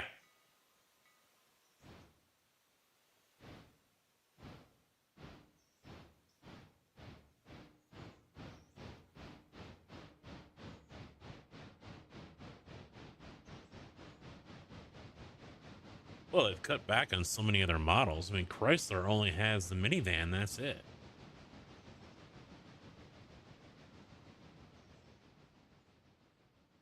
And people are wondering how long that's going to go.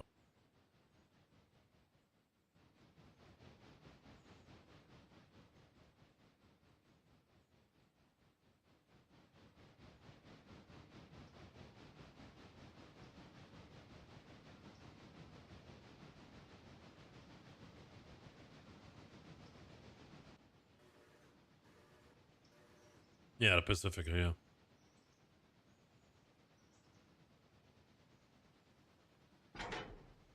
So, I mean, at least we don't have to deal with that anymore. Well,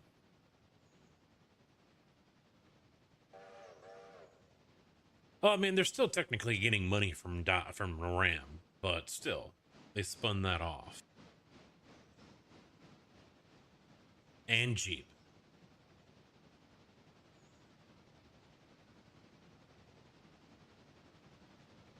It's a shame they got rid of the Dart. That wasn't a bad car. Now they got the Duster, or whatever the fuck that little thing is.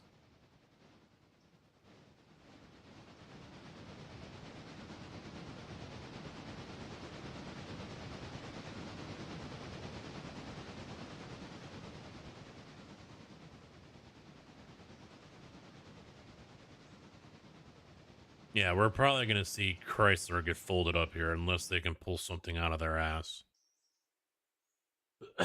But anyway, yeah, the whole Friday afternoon was a joke.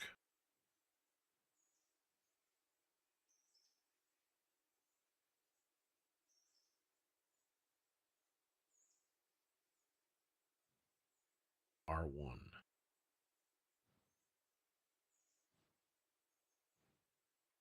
And we just crashed again.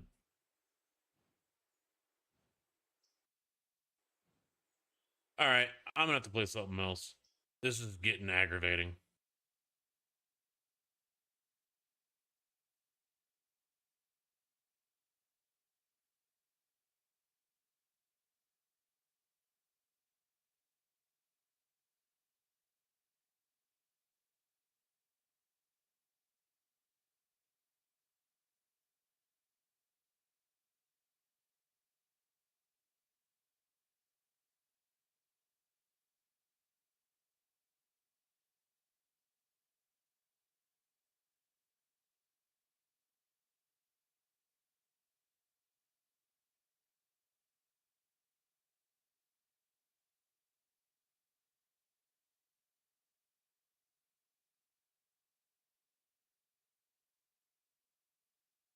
Yeah, I don't know.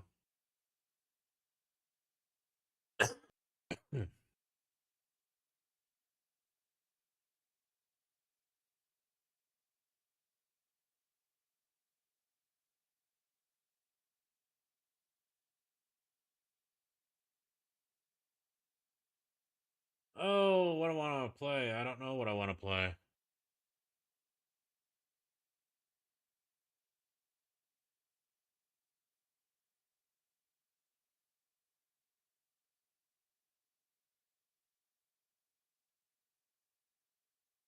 I don't know what to play.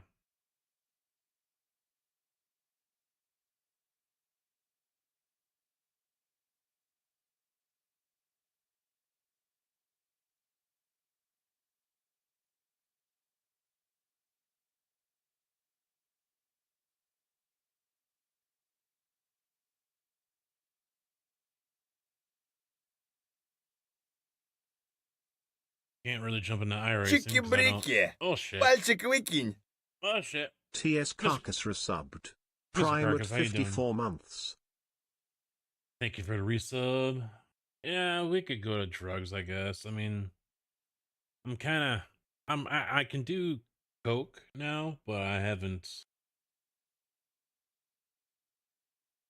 I don't know. Not really feeling it, you know? Could do derail.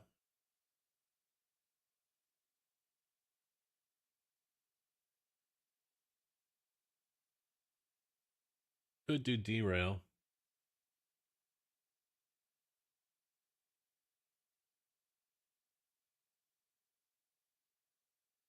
I've only played it once. All right, change it up. Well, no, just change up the game. Don't change up the title.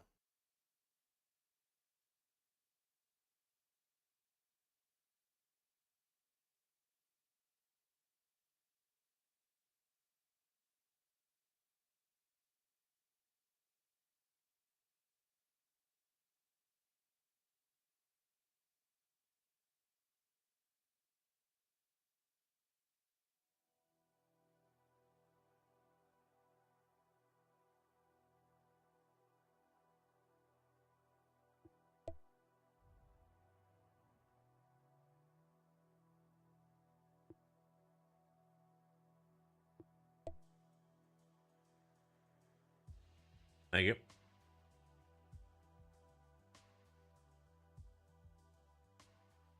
That's pretty cool.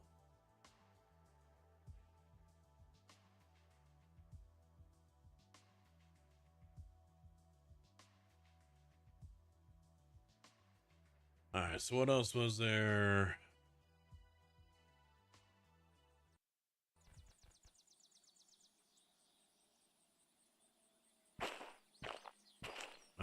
I don't think I have a job. I forget what it was to teleport, to jump.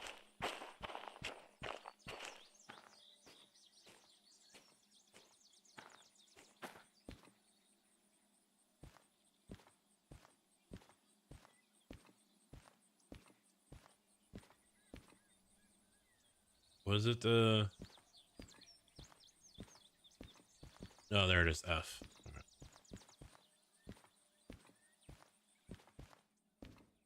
All right.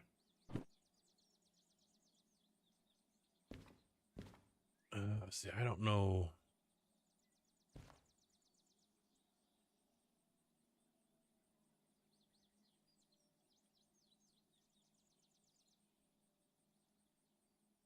How do I drop it? I forgot how I drop it.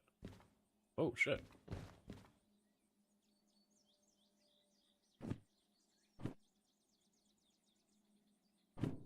There it is. R.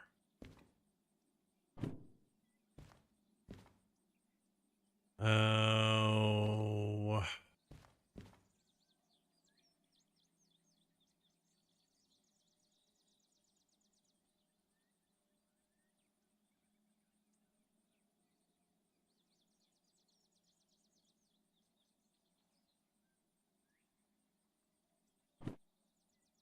Yeah, see, I don't think I can do this one.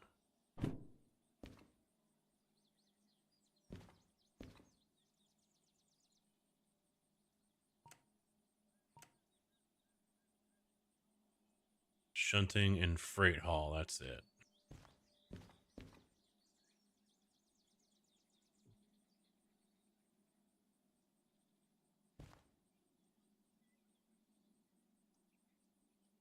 See, I don't know if I can do this one, but I think I can do this one.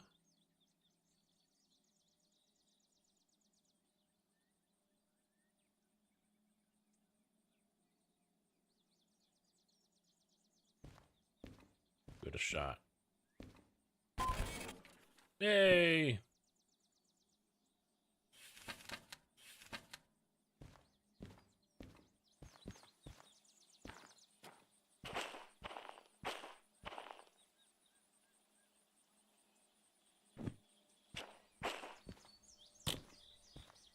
All right, how do I turn this thing on again?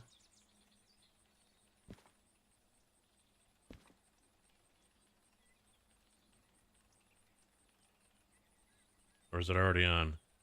Oh, it's already on. I think. Lost a break.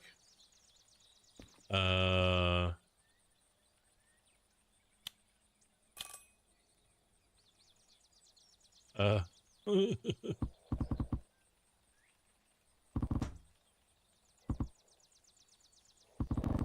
That was the break.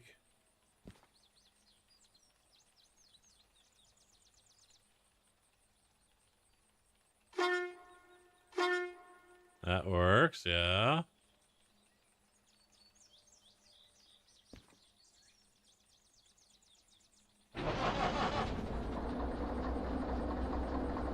She's alive! Am I unhooked? I should be, yes.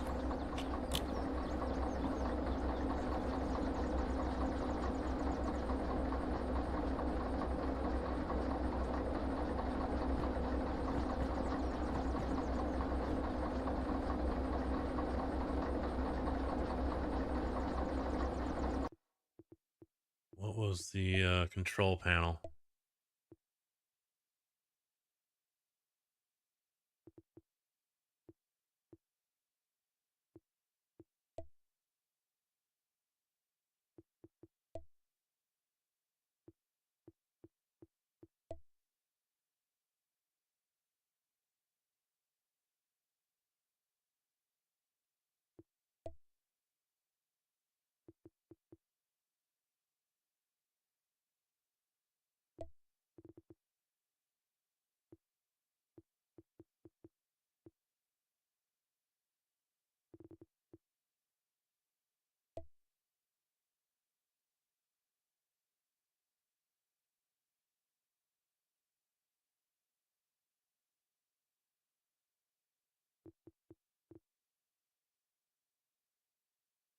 I want to get that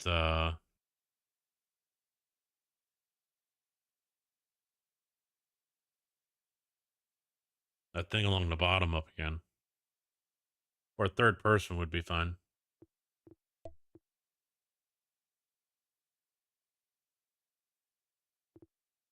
I think that's what it is. It's third person or something. There it is, F2.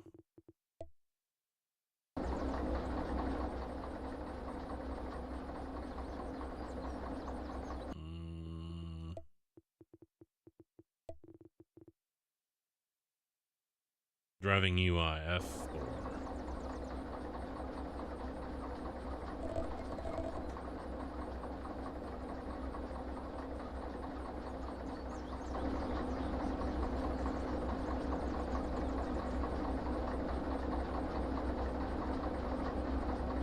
What?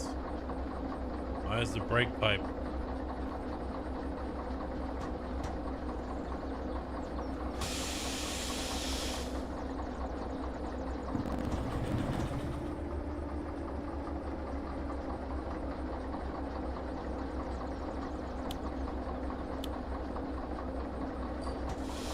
Ah, down there.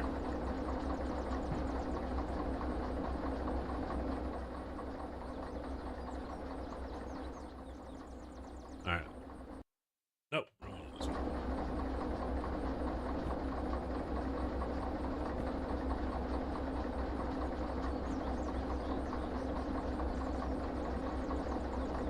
Load and prepare a train with steel billets and steel slabs for departure.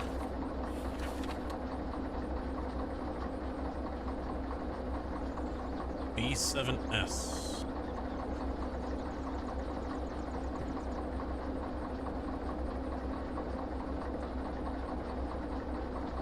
It's right there. Where's the "you are here" thing, huh? I have no idea where the fuck I'm at.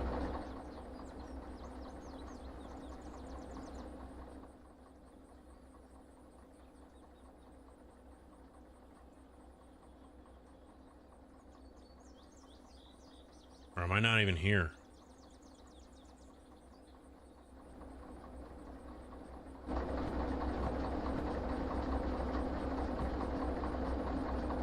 Yeah, I'm there, aren't I?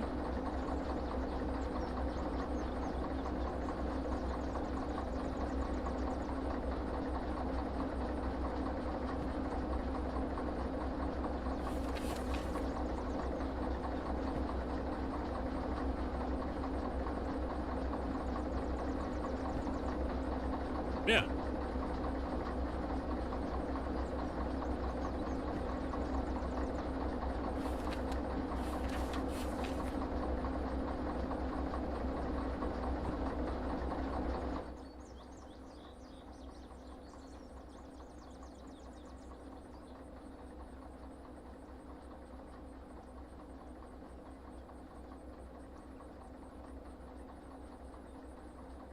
No, that's 7S right next to me, actually. There's a whole bunch of flat cars on it, too. I'm lost! Help! John, how you doing?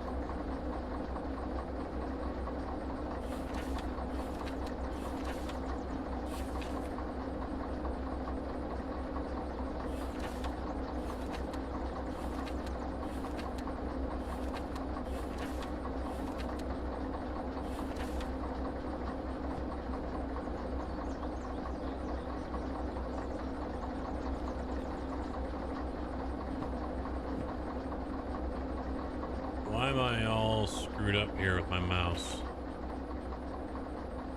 There we go.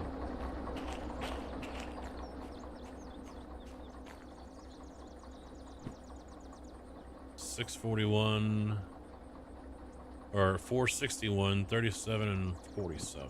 Well, there's 47. There's 30. So they're right here. What am I doing with the other one? What am I doing with that guy?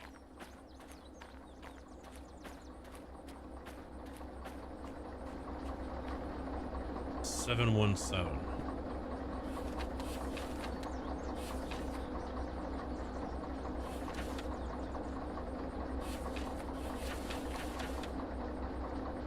I guess I'm just gonna kick him somewhere else.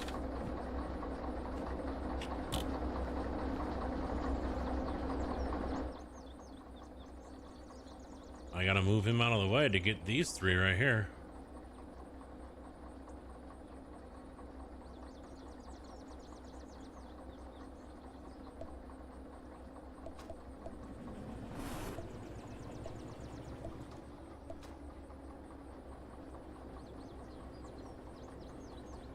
Emily? Okay.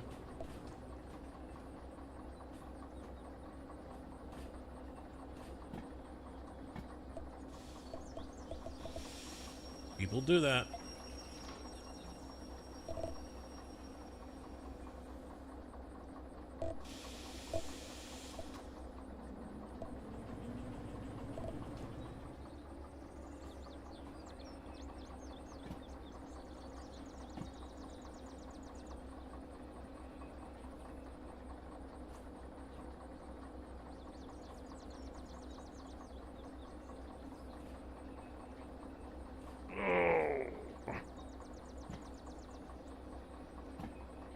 I don't know if I need to drag that car around with me or what.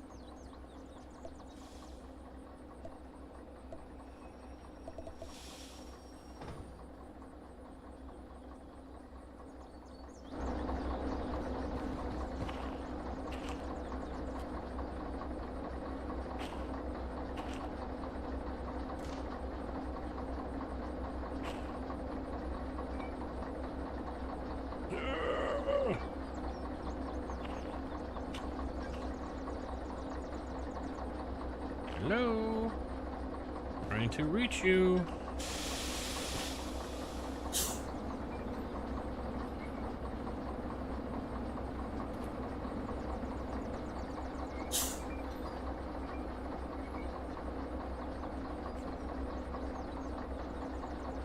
Oh yeah.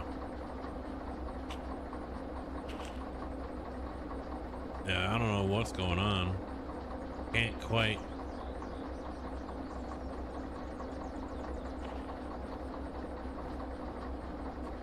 Or is it this one?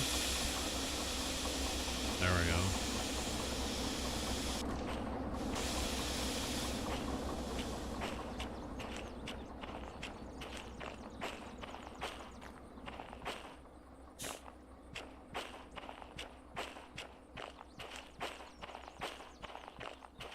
All right, we're not connected. Good. Hey, whoop, whoop, hey, up, up.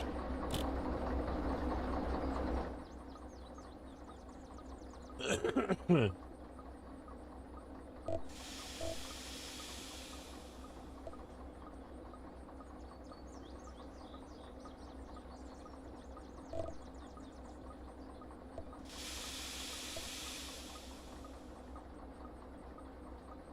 the hell?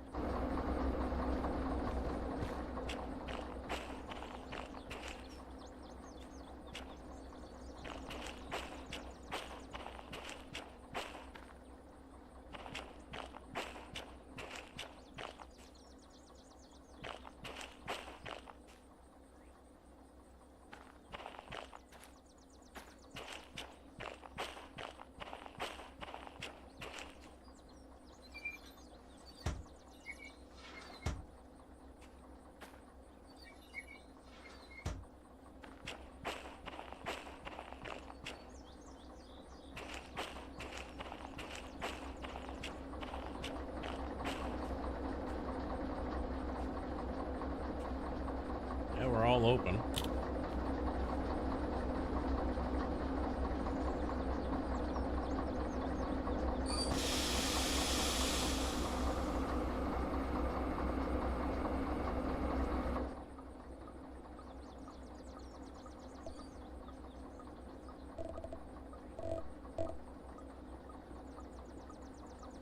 What am I missing?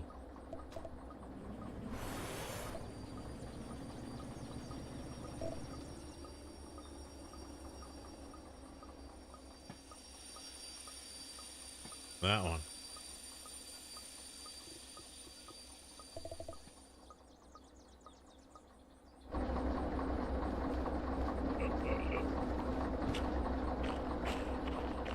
What goes on here?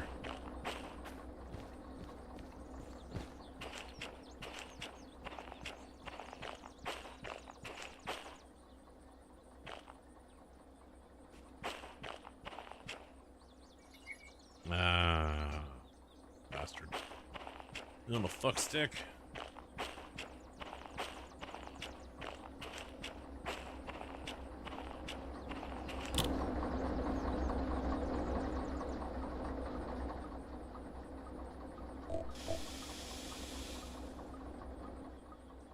Alright, it's still bitching at me.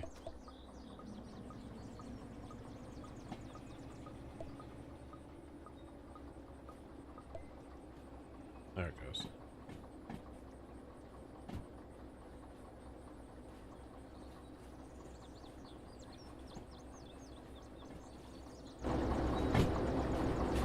Alright, so we got those A3S.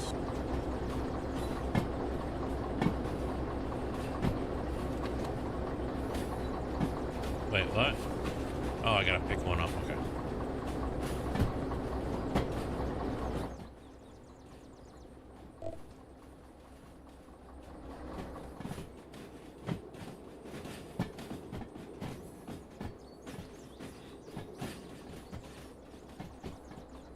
I don't know where it's at.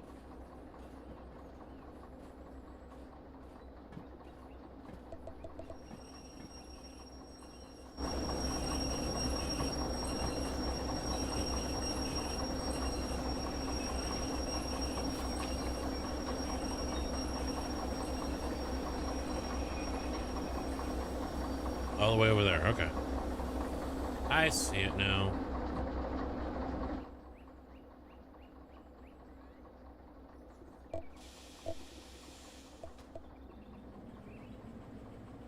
I see it.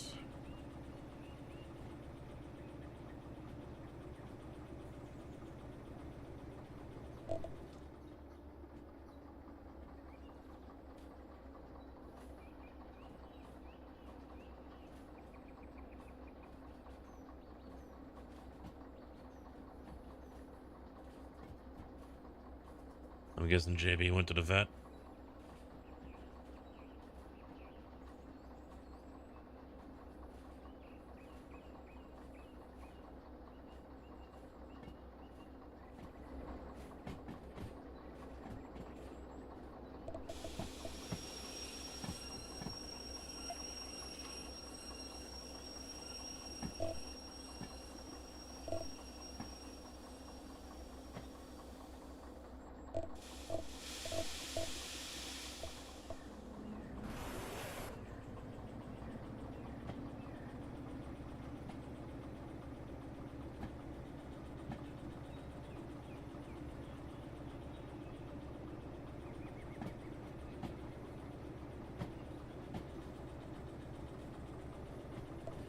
So, getting back to all this,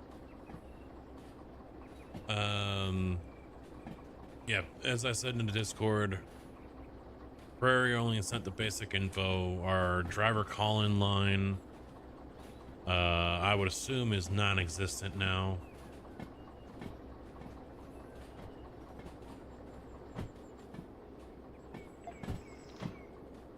But they're going to allow IMI to keep the current phone number to the plant, but only for a short time. I mean, I guess that's kind of standard, normal, whatever, you know?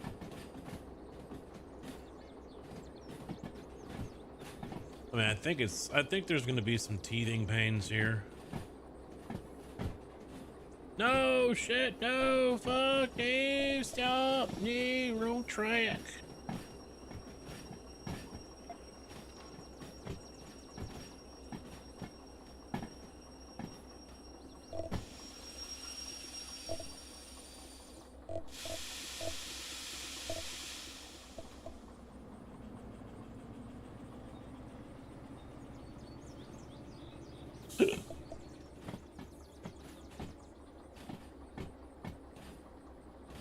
My main concern is the trucks. I mean, it sucks too, because I was expecting to have an automatic this year.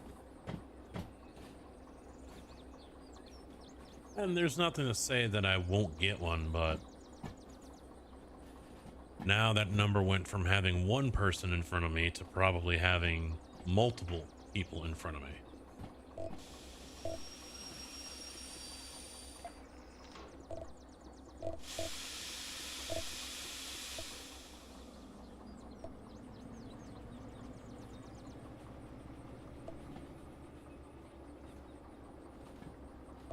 I mean, I don't know if my knee could take another 3, 4, 5 years of driving shit manuals.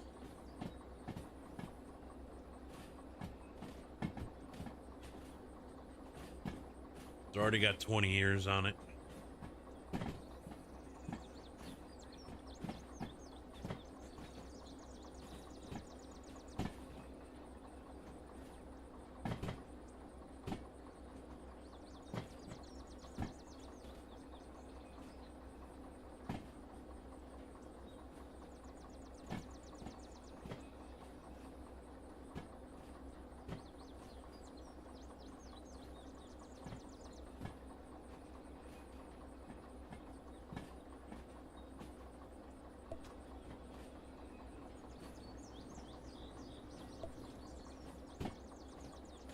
I think I'm in the right spot. Yeah, because that was all the way over here on the left.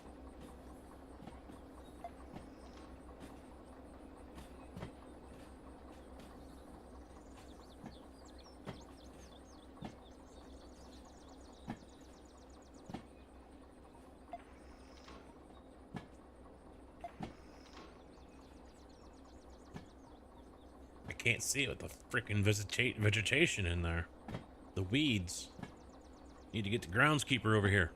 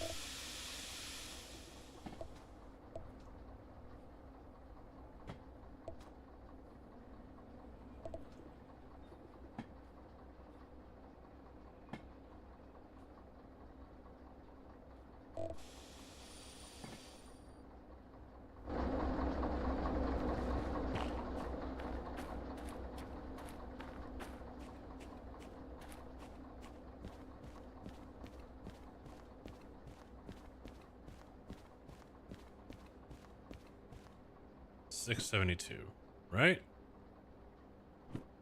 Yep. And then from there we go to A7L.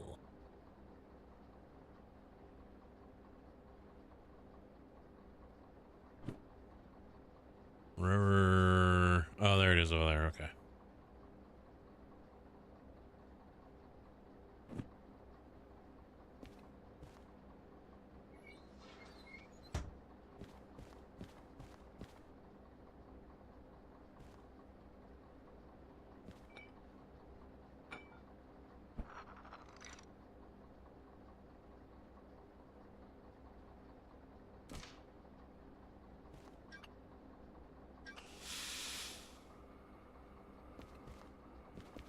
There we go.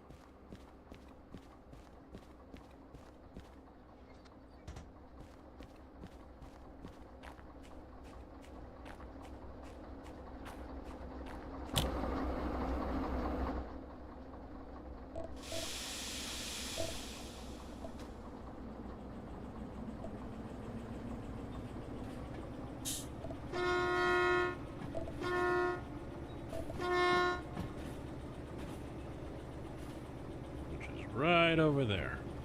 Right along the road.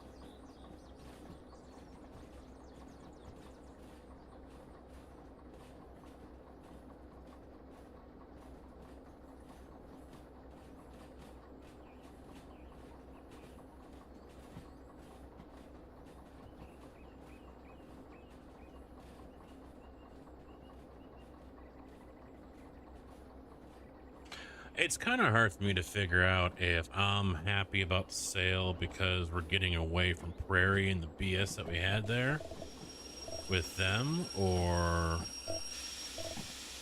I mean, I did like what I heard yesterday.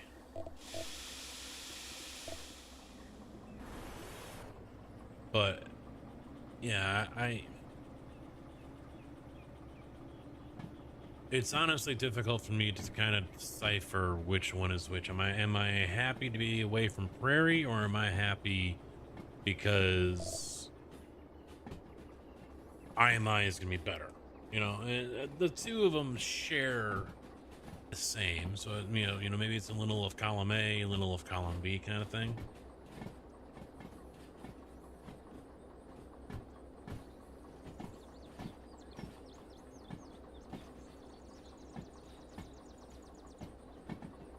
I mean, I am generally optimistic.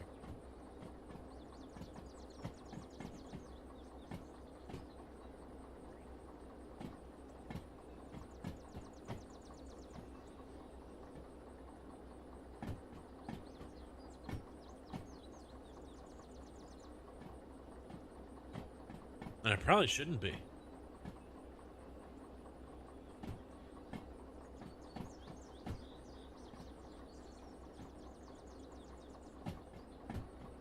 The other scary part is maintenance not having anything. The two maintenance guys we have. They have no trucks, no tools, no equipment, no anything. They've got enough to... I think they've got parts for the plants. And that's about it. I mean, in the end, though, it still makes me wonder, did Prairie just jack up the price on things? Or did IMI straight up say, yeah, we don't need this, we're not going to buy it?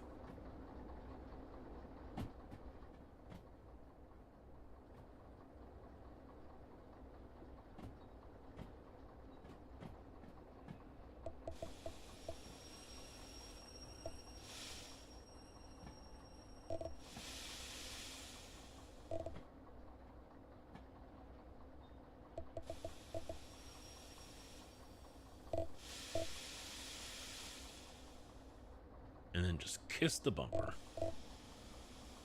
Perfect. Perfect.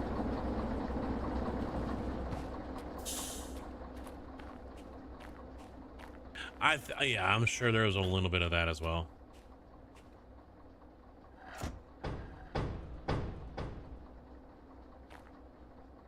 I'm sure there was a bit of that, pulling the wool, not exactly disclosing everything.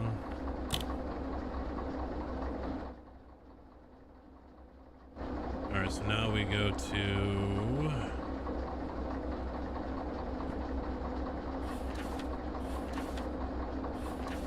B10.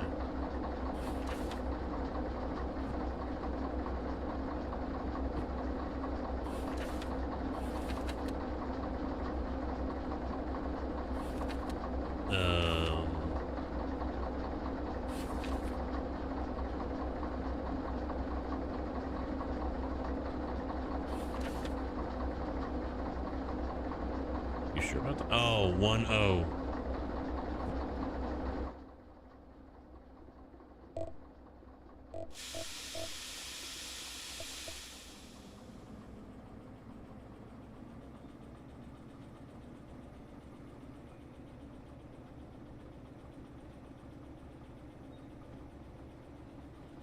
Hook them up with these that have already been loaded, apparently.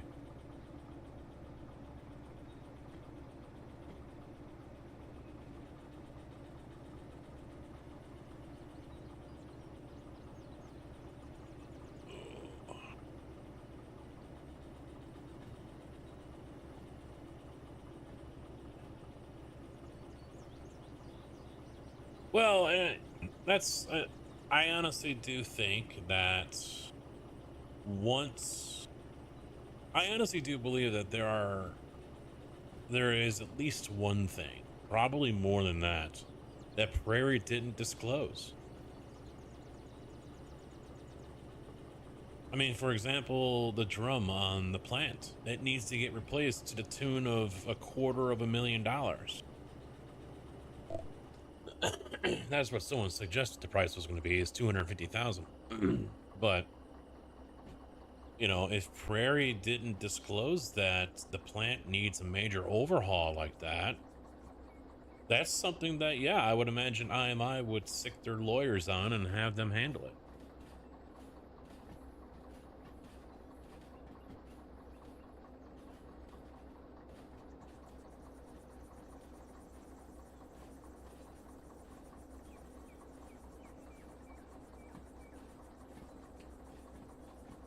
Whether or not they can go after them over the condition of the trucks, I don't know.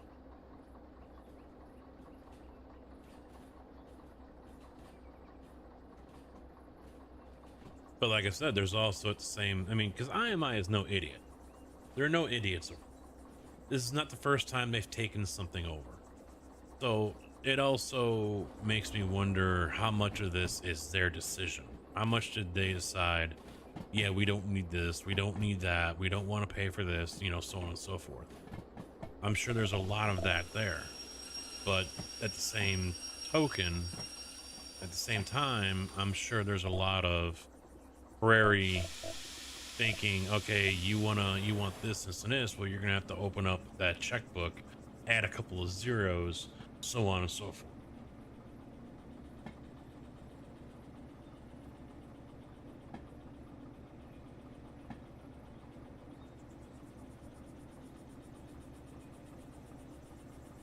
Which I honestly don't put past Prairie to do. I really don't put it past them to fuck with the price on things, to sour the taste, you know, to sour it, to turn them off from buying whatever they, you know.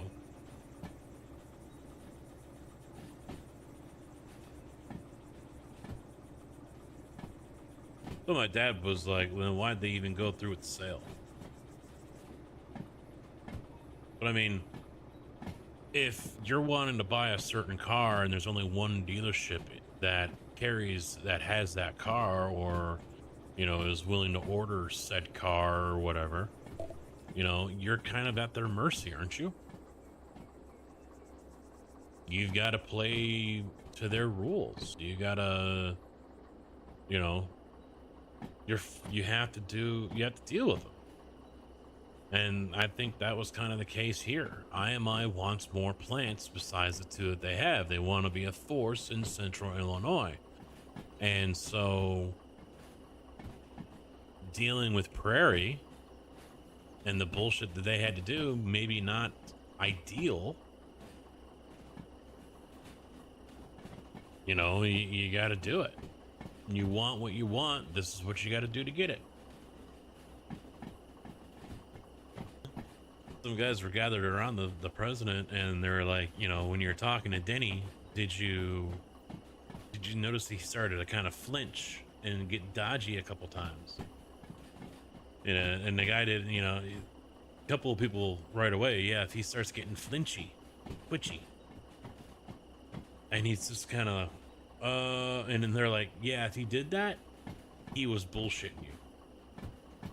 He was up to no good. Because he's a shady fucker. So they were straight up telling him, you know, this is his tell, and if he was doing that at any time, you know, he was concealing shit from you. He was looking to screw you over, and he knew you were too close to figuring something out or whatever, you know.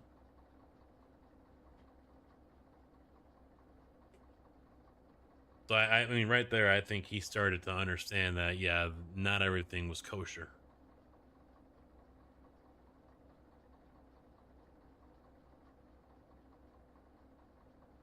Prairie sold a lemon, and they knew it.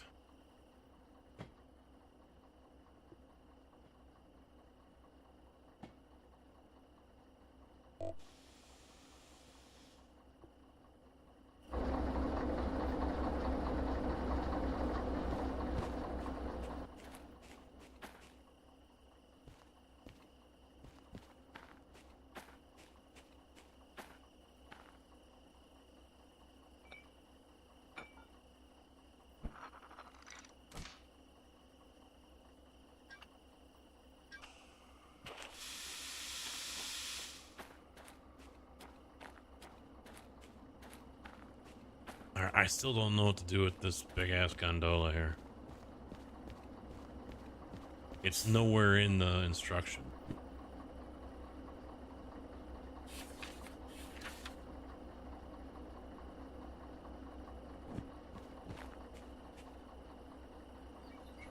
Hello, motherfucker. Game kept crashing, yeah. Hey, how you doing, man? What's up?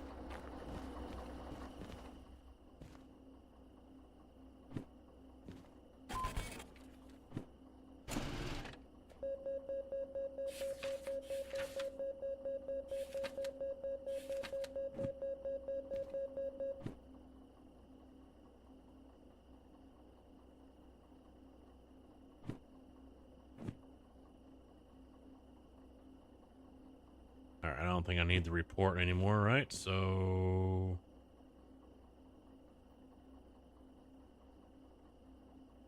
what was it?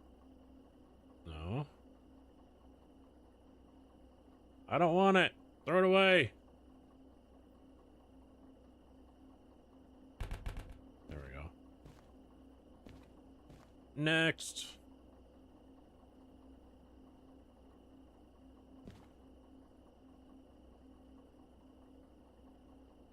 Another freight haul.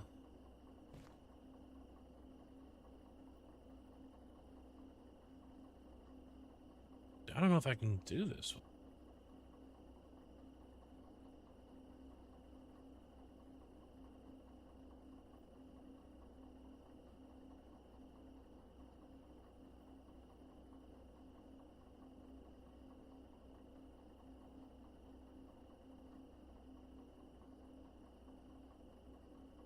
Drove an hour just to be sent home. Ah. Why'd you drive an hour just to be sent home?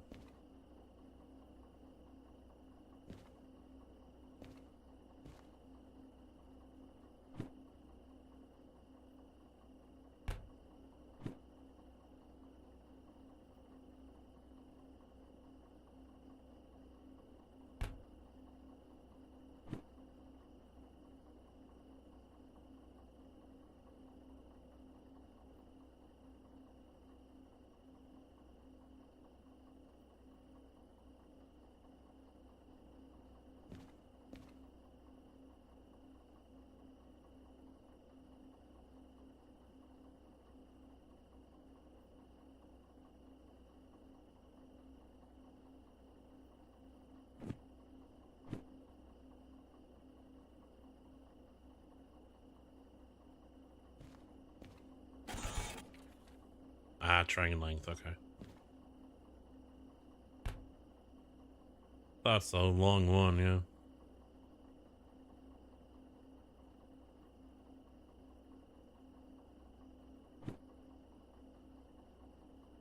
Can I do this one? I'm guessing no.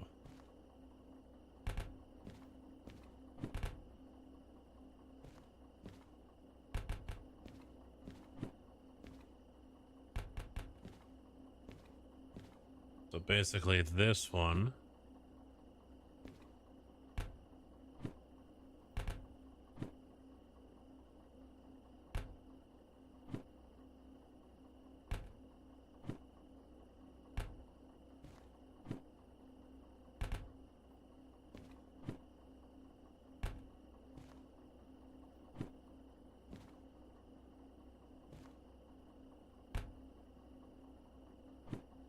I can do this one. No. I can do that one. Nope.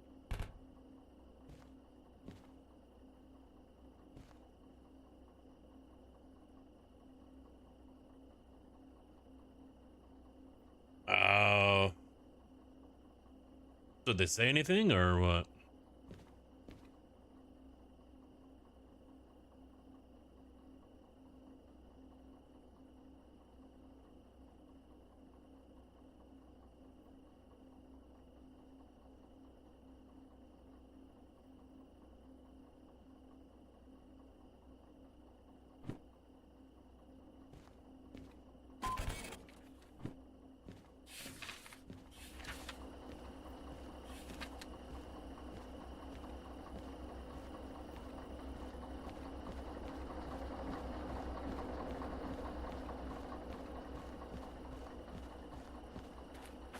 So 647. That's not you.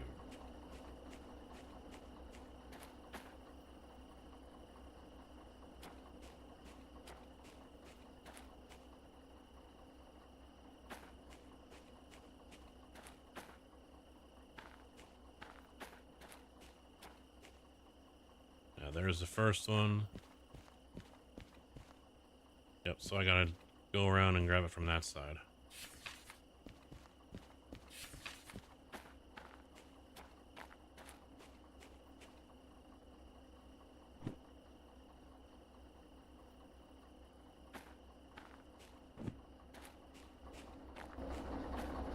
Oh, wait, no. Yeah, 882 is the first one, right? Yeah.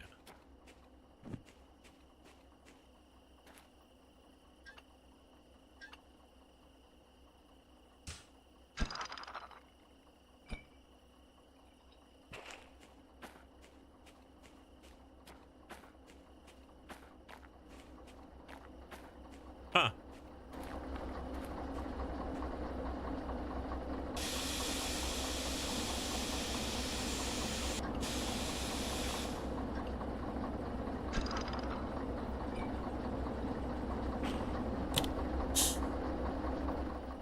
Just an allergic reaction.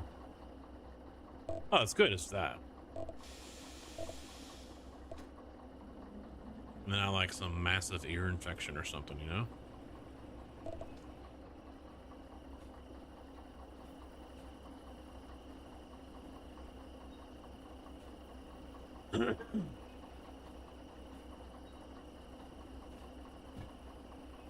Either that or maybe a bee sting or whatever, you know? That can do it too.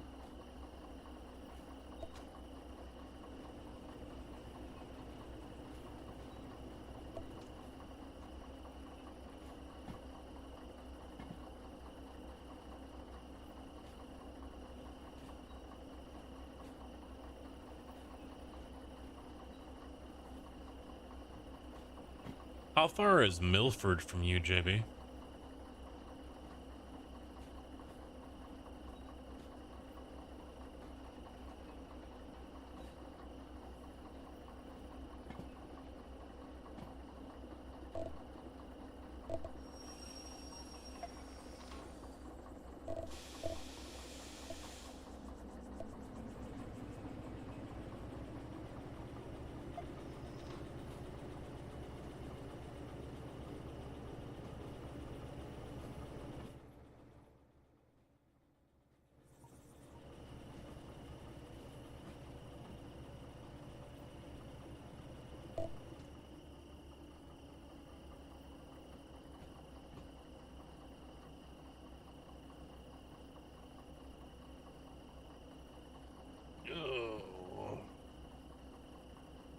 Okay.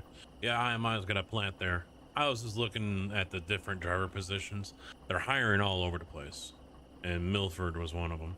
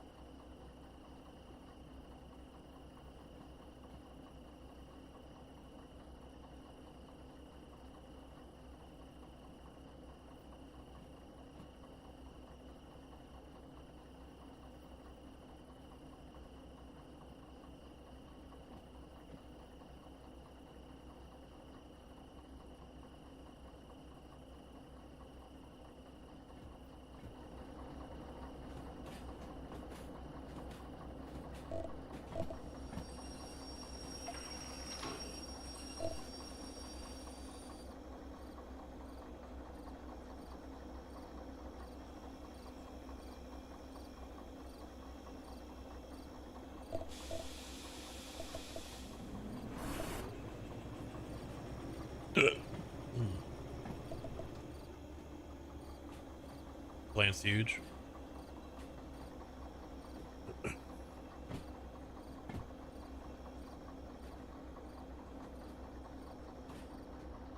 Yeah, I got some of the PPE already. I got a baseball style hard hat instead of the round brim.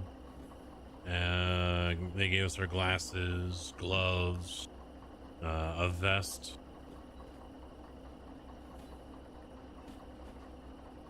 We'll see. Someone had said that Prairie's probably going to be there over the weekend, stripping the Prairie name off for all the trucks that are staying. But we'll see if they did that or not.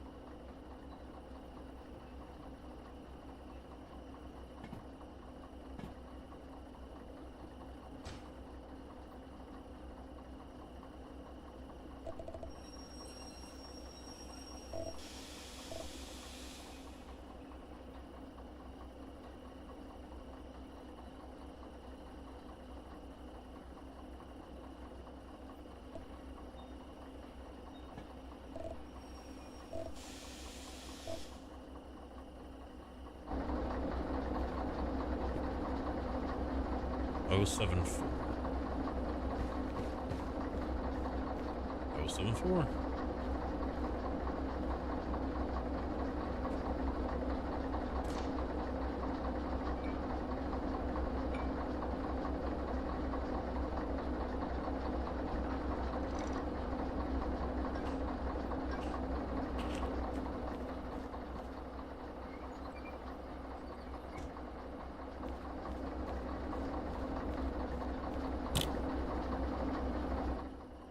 All right, here we go.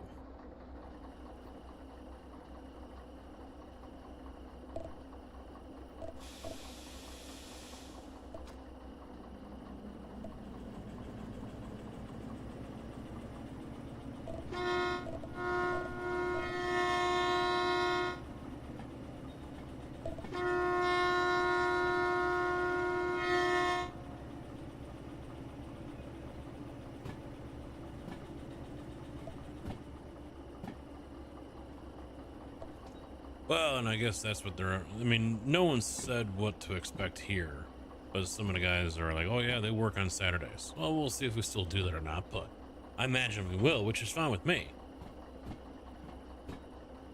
I think they still try to do just like a half day or whatever, but we'll see.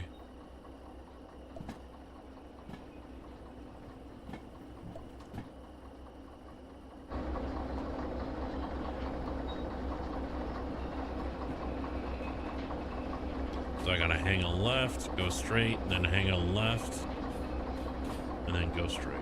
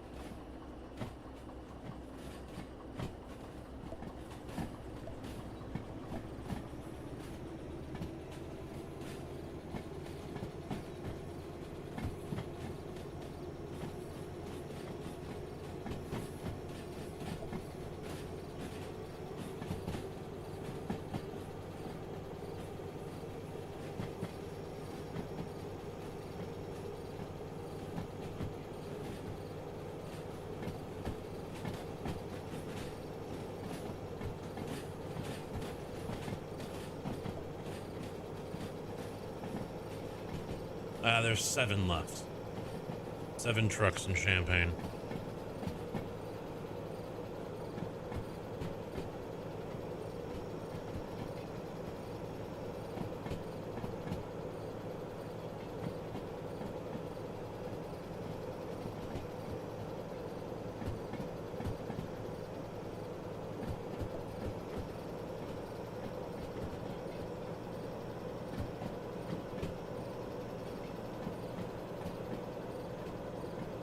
So somebody's going to be going to get trucks from Decatur tomorrow.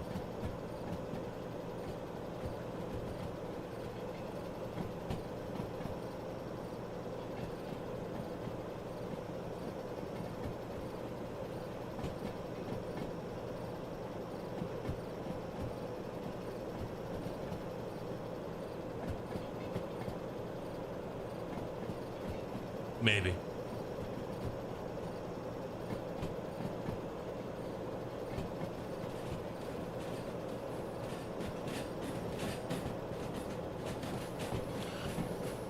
I'll find out in the morning. No one so far has raised their hand to say, yes, I'm taking the pink truck.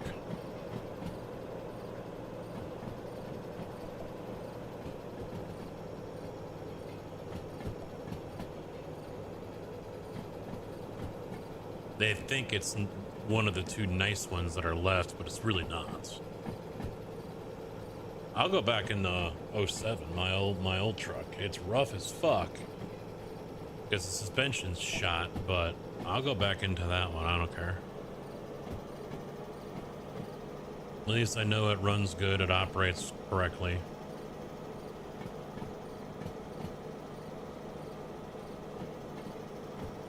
They don't know that. I've been mentioning it, but they don't know that. The one guy that drove it years ago, I mentioned that about how bad the clutch is, and he's like, yeah, it's because Jeff would just beat the fuck out of it. Another driver that I think he was driving it when I first started. He was not kind to the truck. The Pinky.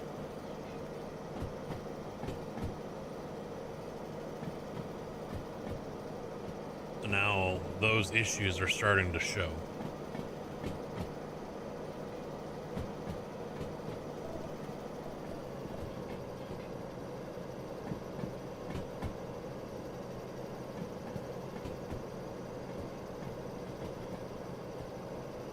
I haven't talked about it too much, but the last couple of days I have.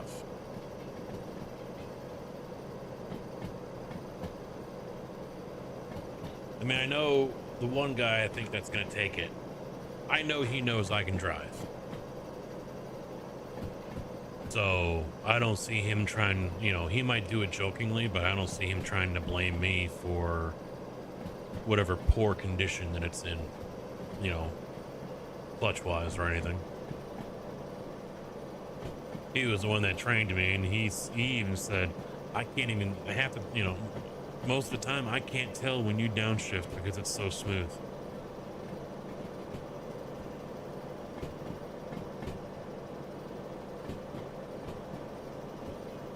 He told me repeatedly, yeah, you can fucking drive, dude.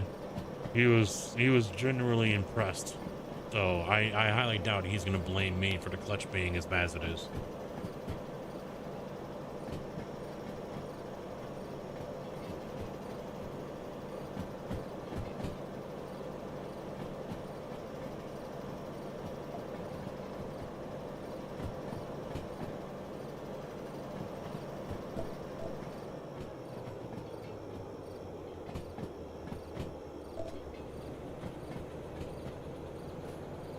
Well, yeah, that's what mechanics say, driver abuse.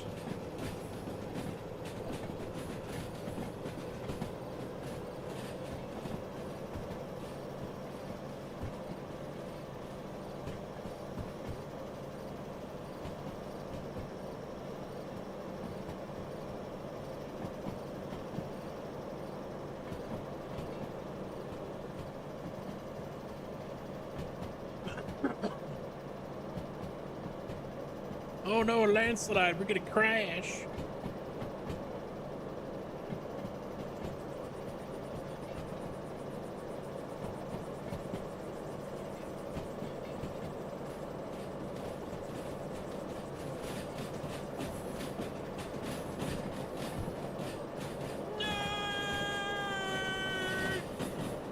That's right.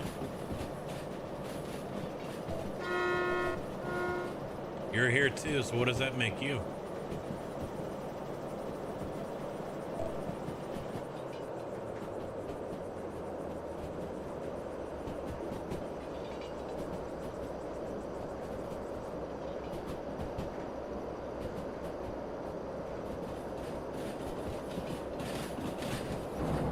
It's all there, black and white, clear as crystal. You get 1, 2, 3, 4, 5, the last one. Okay, we're gonna run right into it.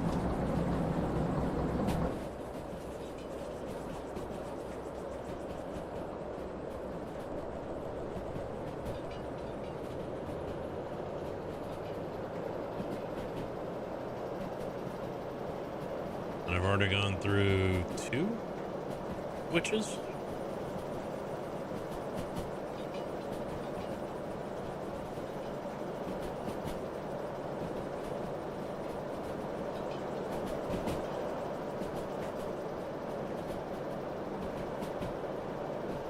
Yeah, I looked at it at the start of the stream.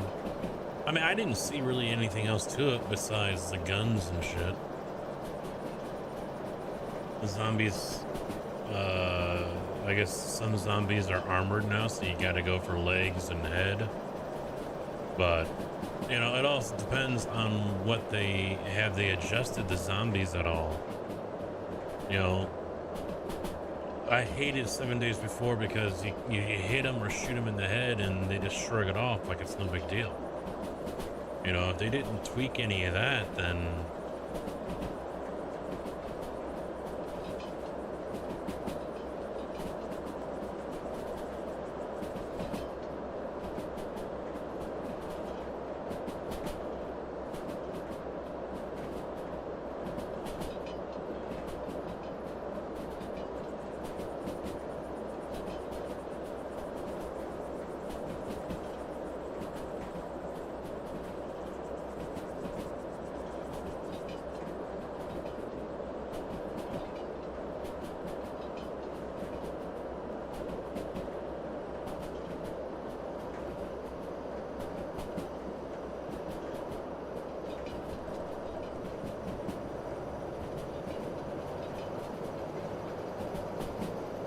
stay right.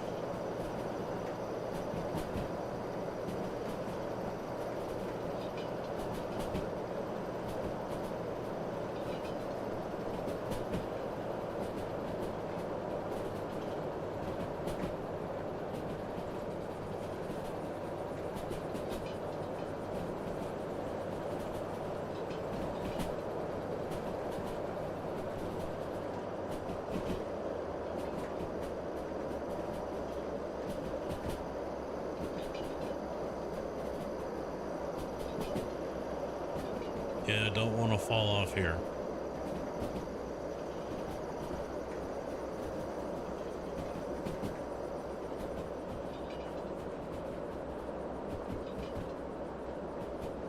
Yeah, stay straight.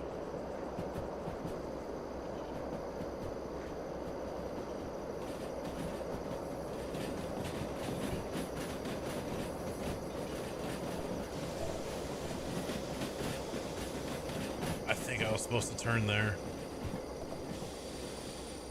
I'm not 100%.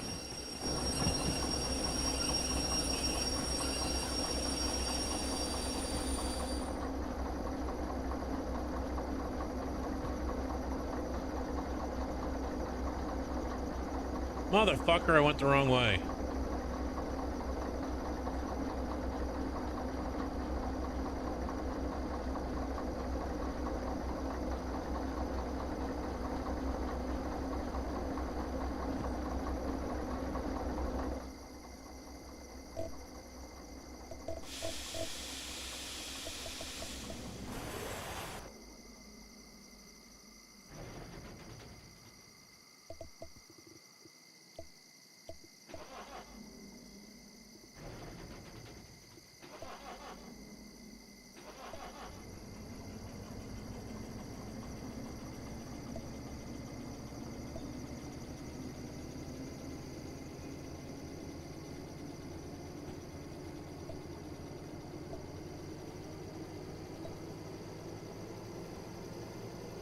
Mike, how you doing? No, it's not. I thought about it, but I've also tweaked something in my shoulder stretching earlier today, so. Got that tightness right there behind my shoulder blade. Besides, I'm not contrary to everyone else, I am, and this is a hot take maybe, I'm not a huge fan of Road Atlanta. And IMSA at Moza? Yeah, that's a wreck fest.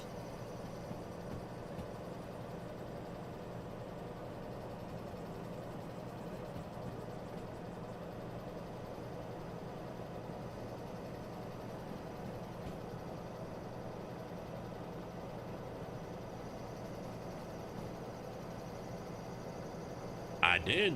Of course I did.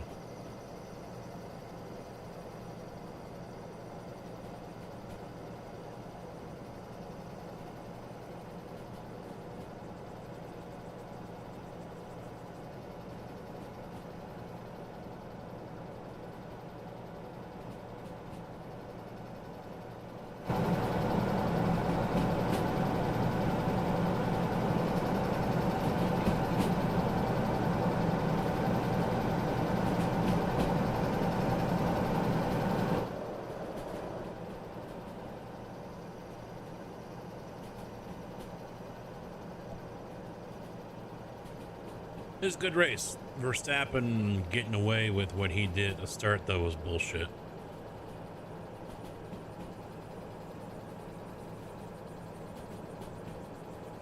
That should have been Lando's race to win.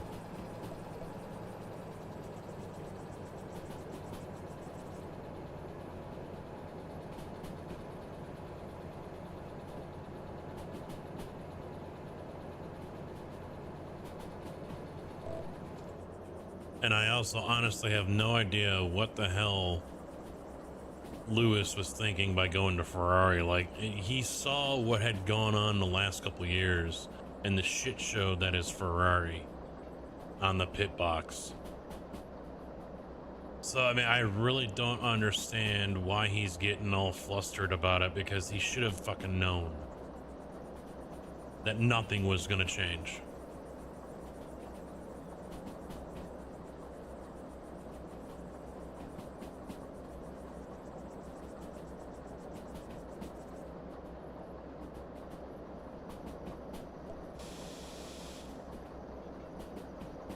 I mean, I'm not surprised the same bullshit that's been going on for the last couple of years is still happening. The indecisiveness, and I'm not surprised.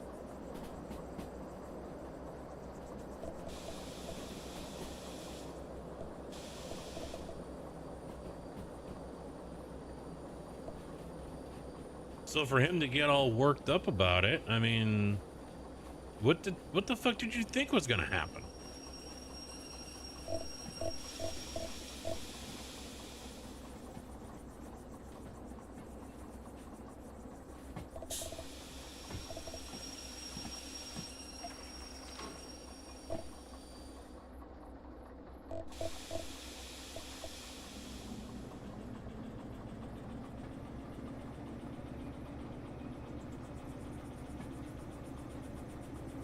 Ferrari's a shit show on the box.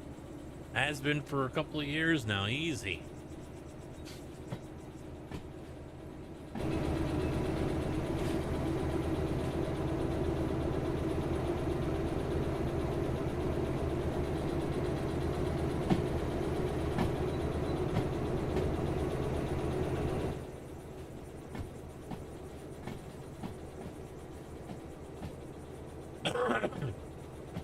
I mean, who really knows why he was there, but you know, maybe that's why Lewis was a little more vocal about it. Who knows, but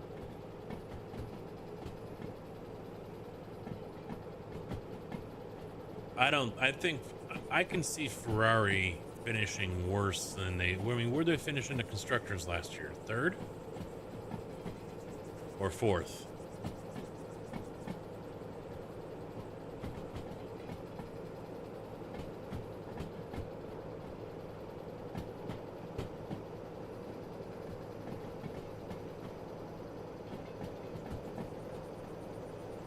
Well, I hate to say it, but even Lewis Hamilton is not going to be able to fix Ferrari. Lewis Hamilton is not going to be able to fix Ferrari.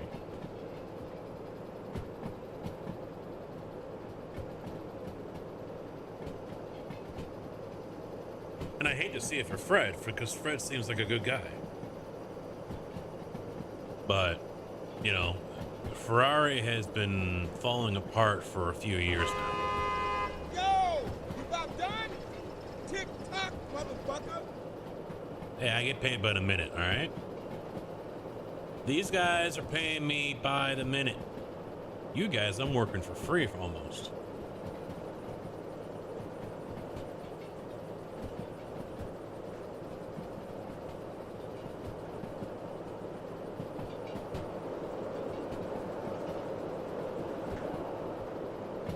That'll probably change next week. Get that troll casket 7 days going. Got to set up the trolls for it. Now I've got the fiber install set up for tomorrow morning, or Tuesday morning. The downside is I've got a half day set up for tomorrow. And Friday I went to the dispatch and I told them, yeah, cancel Monday. I need Tuesday. They moved me. Oh, can't do it.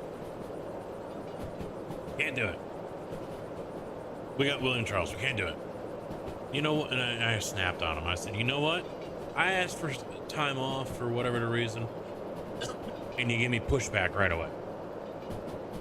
Other people do it. Not a fucking problem. We'll take care of you. I said, it's fucking bullshit. He goes, well, talk to Willie about it. I was like, I'll do that.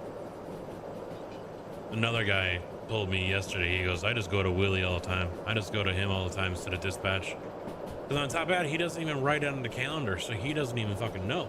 He's scheduled people to come in when they're on fucking vacation. He's horrible.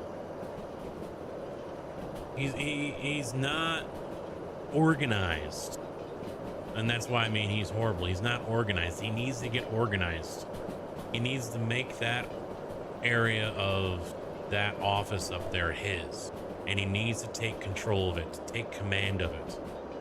And it doesn't seem like he's grasping that just yet. I mean, if you're scheduling people to come in on their days off and you don't write down when someone has a day off or a half day, and you're relying on them to come upstairs and continually remind you of it, that's not good. Not good.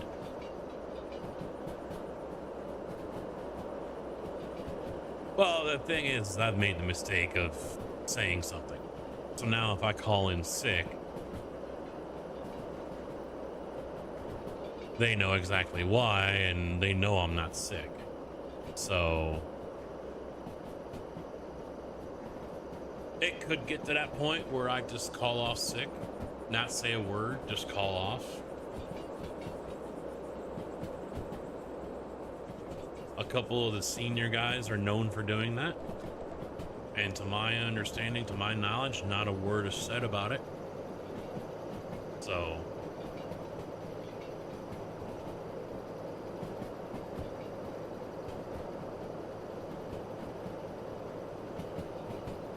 but I mean, if it's gonna get that bad, that's what you're gonna see more people do. And it shouldn't be that way. It really shouldn't.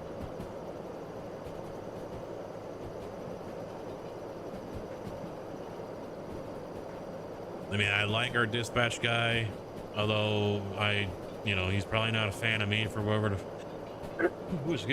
the reasons. Maybe he's heard me bitch about him here in the streams. I don't know. Don't care.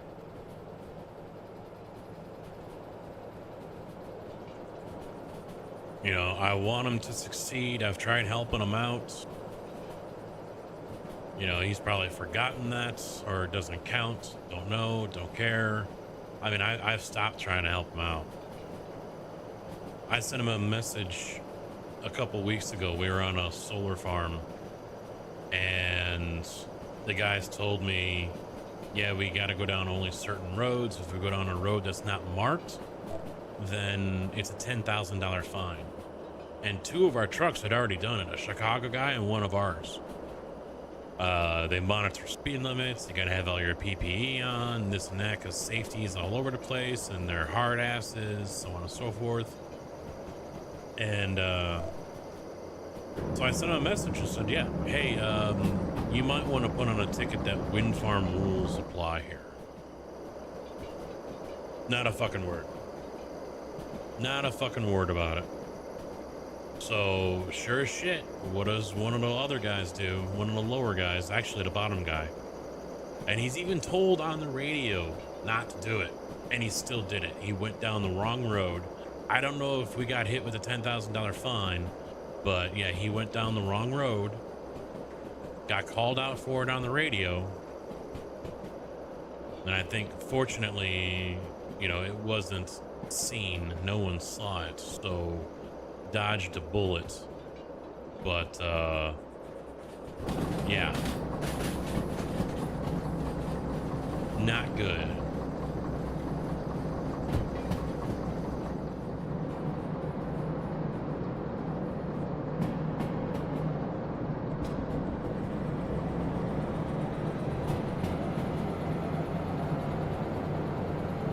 I mean, I've kind of gotten to the point where I'm done helping people out.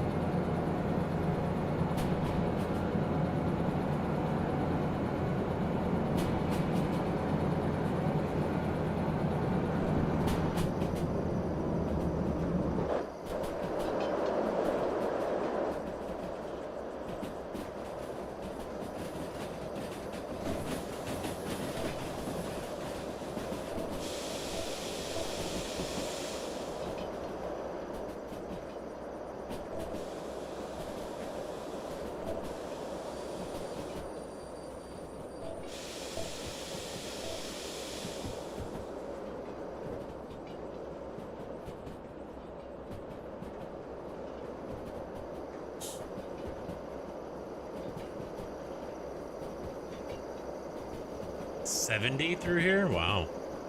Here I am doing 40 and I feel like I'm about to fly off the rail.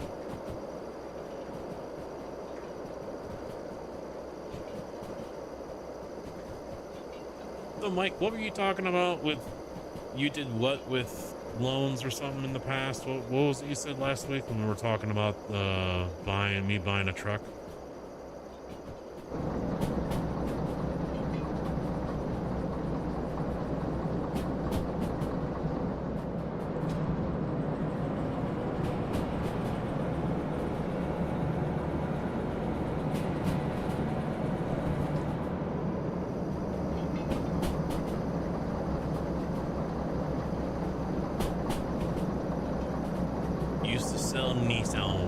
Nissans. I heard someone call it before.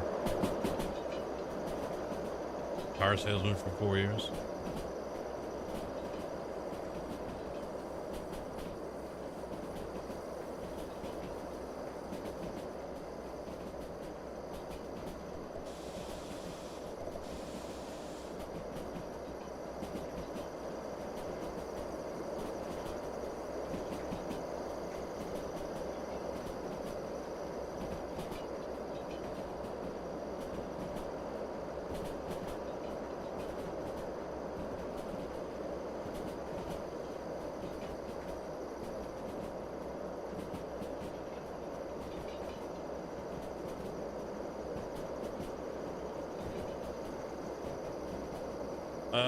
You about to end the stream? No, I've got another hour, I think.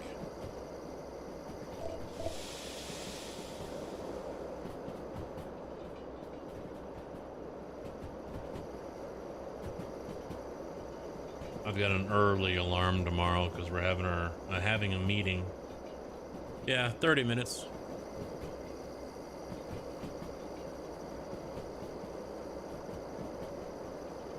I mean, technically I should end it now so I can go and get ready, but I don't think I'm going to be ready to fall asleep in the next 30 minutes or so.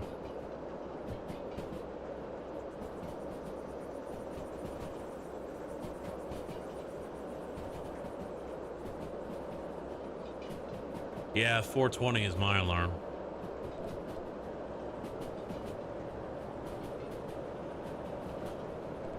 Yeah, we're already seeing numbers go up on our credit score because of the credit card, so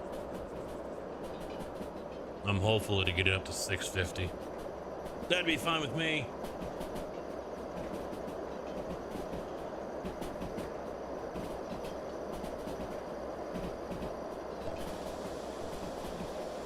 Not great, I know, but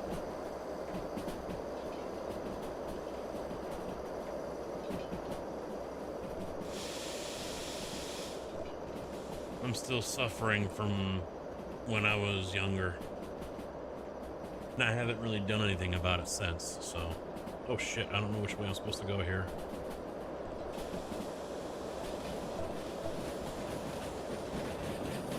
I think I just went the wrong way again. Nope, I went the right way.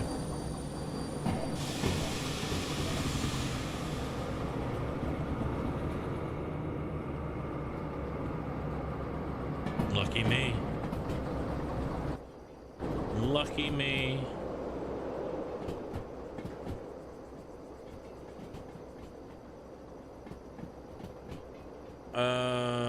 The weed number. Yeah, it's generally what it's associated with. Why is it I see so many of them crash compilations?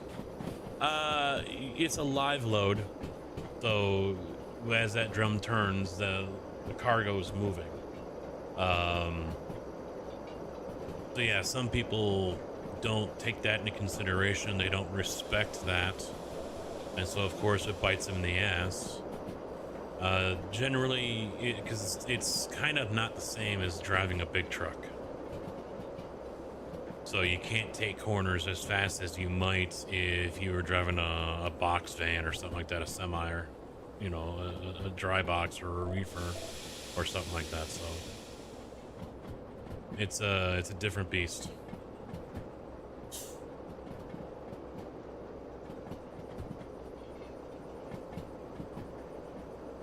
Yeah, fortunately, I was able to get out from underneath my house, so that was Chase. They can eat it. Well, there's that too. I mean, training over there is probably different, more relaxed, whatever. So,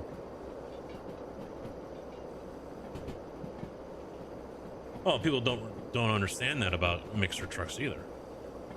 Either that, they don't care. You know, take your pick.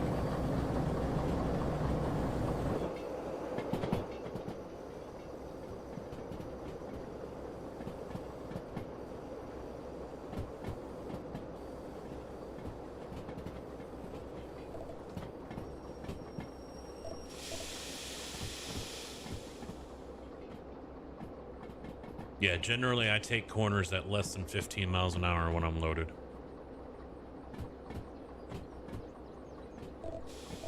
All right, which way am I going here?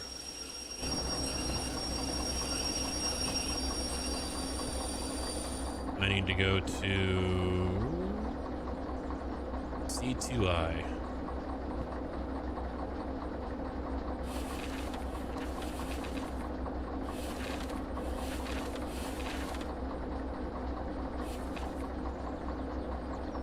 So it's right in the middle.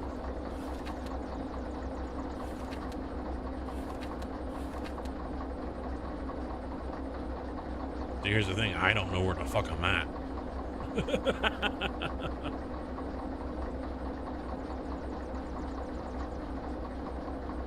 I'm going to assume I take a left here. Oh, there's 3 and 4. Well, that's the speed, never mind.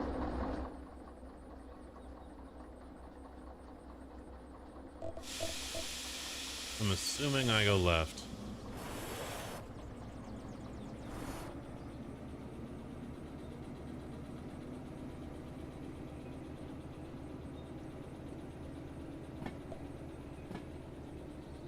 No, I just treat them like a regular truck, you know, don't cut them off and...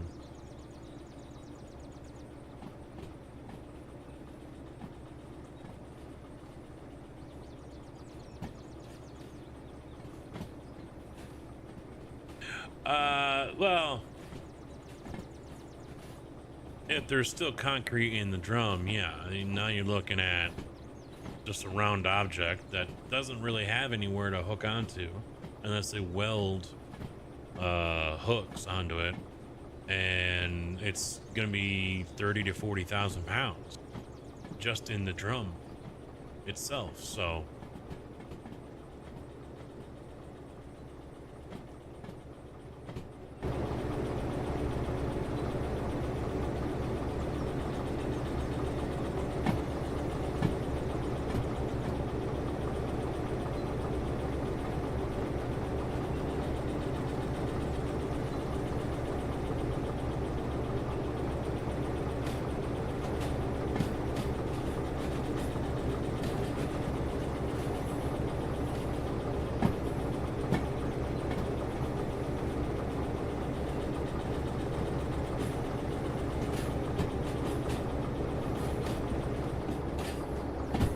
then we take the next left or next right.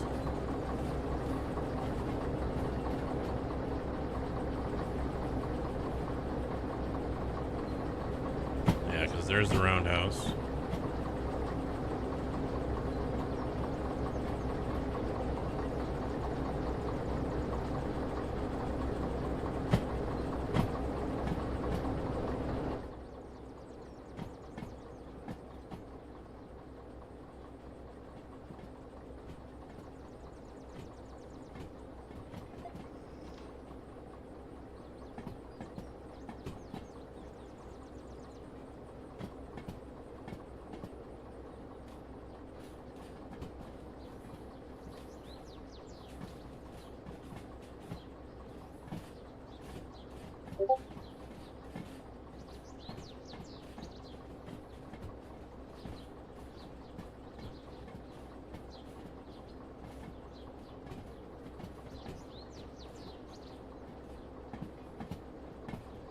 That's an old one.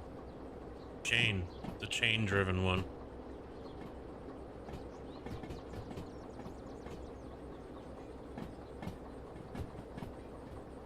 That's a real old one.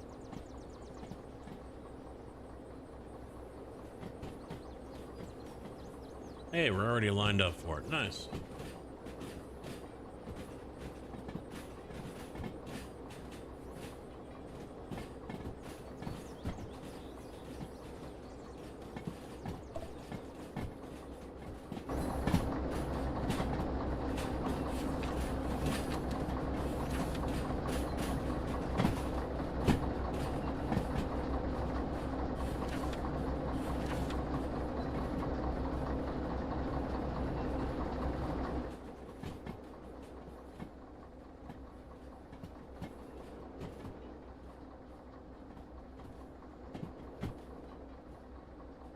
Dan 4, Mike, thanks for stopping by, man.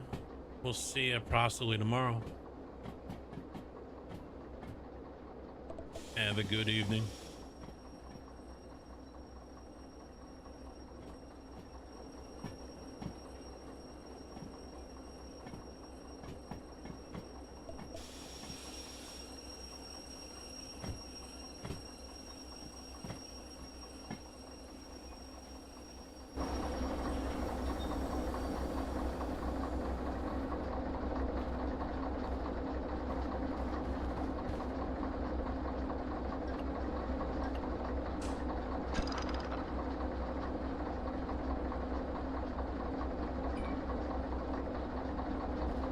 Alright, there we go. Where's the office?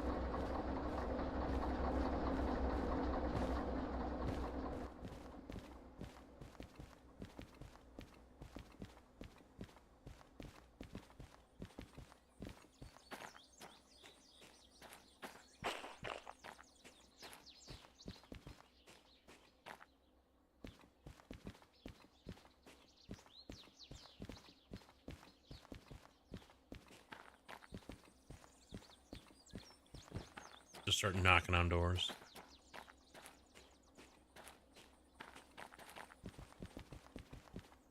That's military.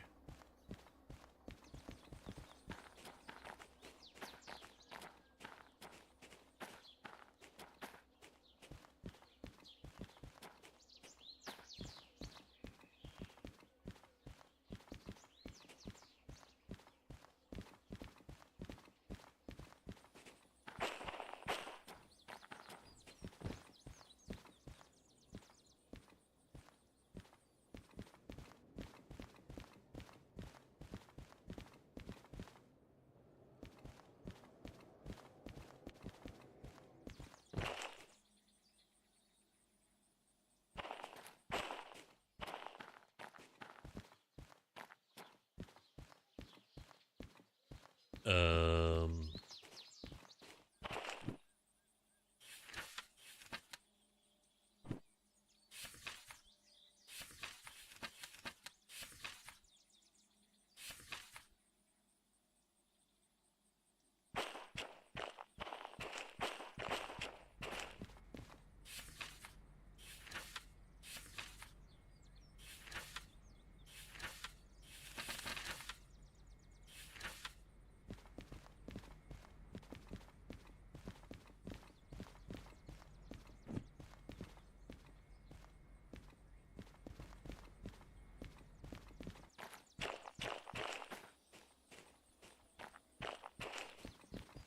There it is.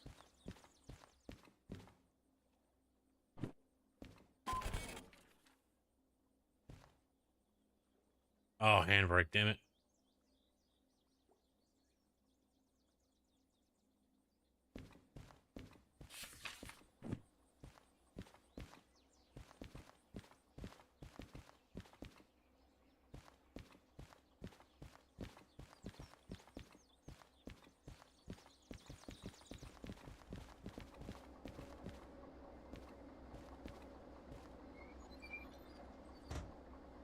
There.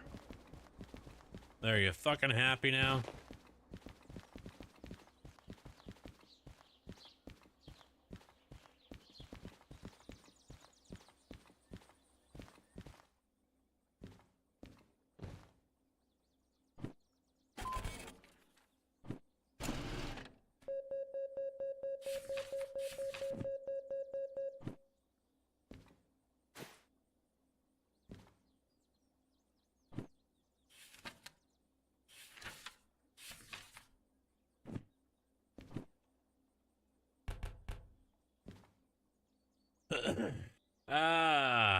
All right. I think I might crash on this. Oh, I can sleep, sweet, but I don't want to because the sun's coming up. Into the vault area? No. Right here, what's up here? Can I steal anything? I mean, check things out? No? All right. I'm gonna... Oh, I can take the paper. Hell yeah, give me the paper. I'm gonna take this binder. Fuck y'all.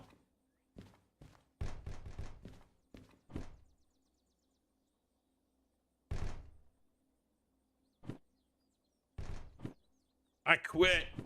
Fuck this place. Piece of shit, motherfucker. Can I throw it a chair? Aw. Can I throw it? Oh, I can. Throw the phone, throw the ashtray.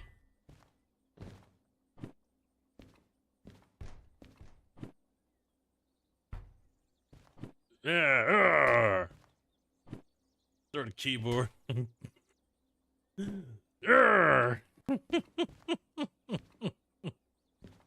Oh, being stupid.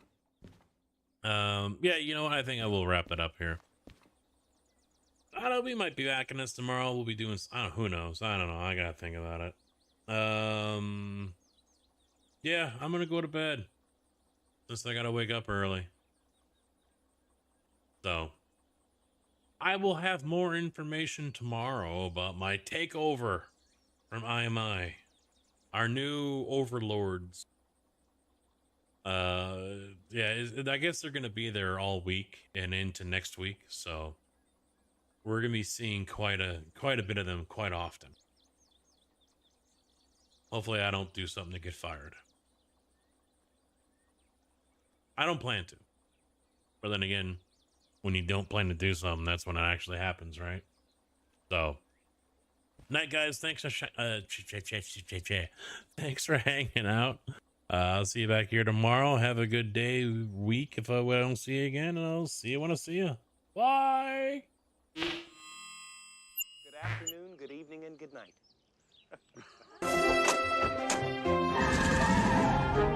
Bye, diddly eye. So long. God bless you. See ya. Bye. Goodbye. Bye-bye, Homer! Take care. So long. Bye-bye. Ta-ta. Bye, everybody. Bye-bye. Sayonara, dude. So long. Bye-bye. Bye-bye now. Bye. See ya. Bye. Bye-bye. Okay, I'm going. Take off.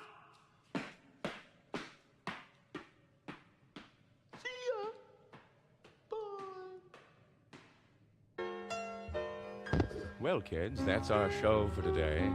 And now, in the words of Mr. Cole Porter, every time we say goodbye, I die a little.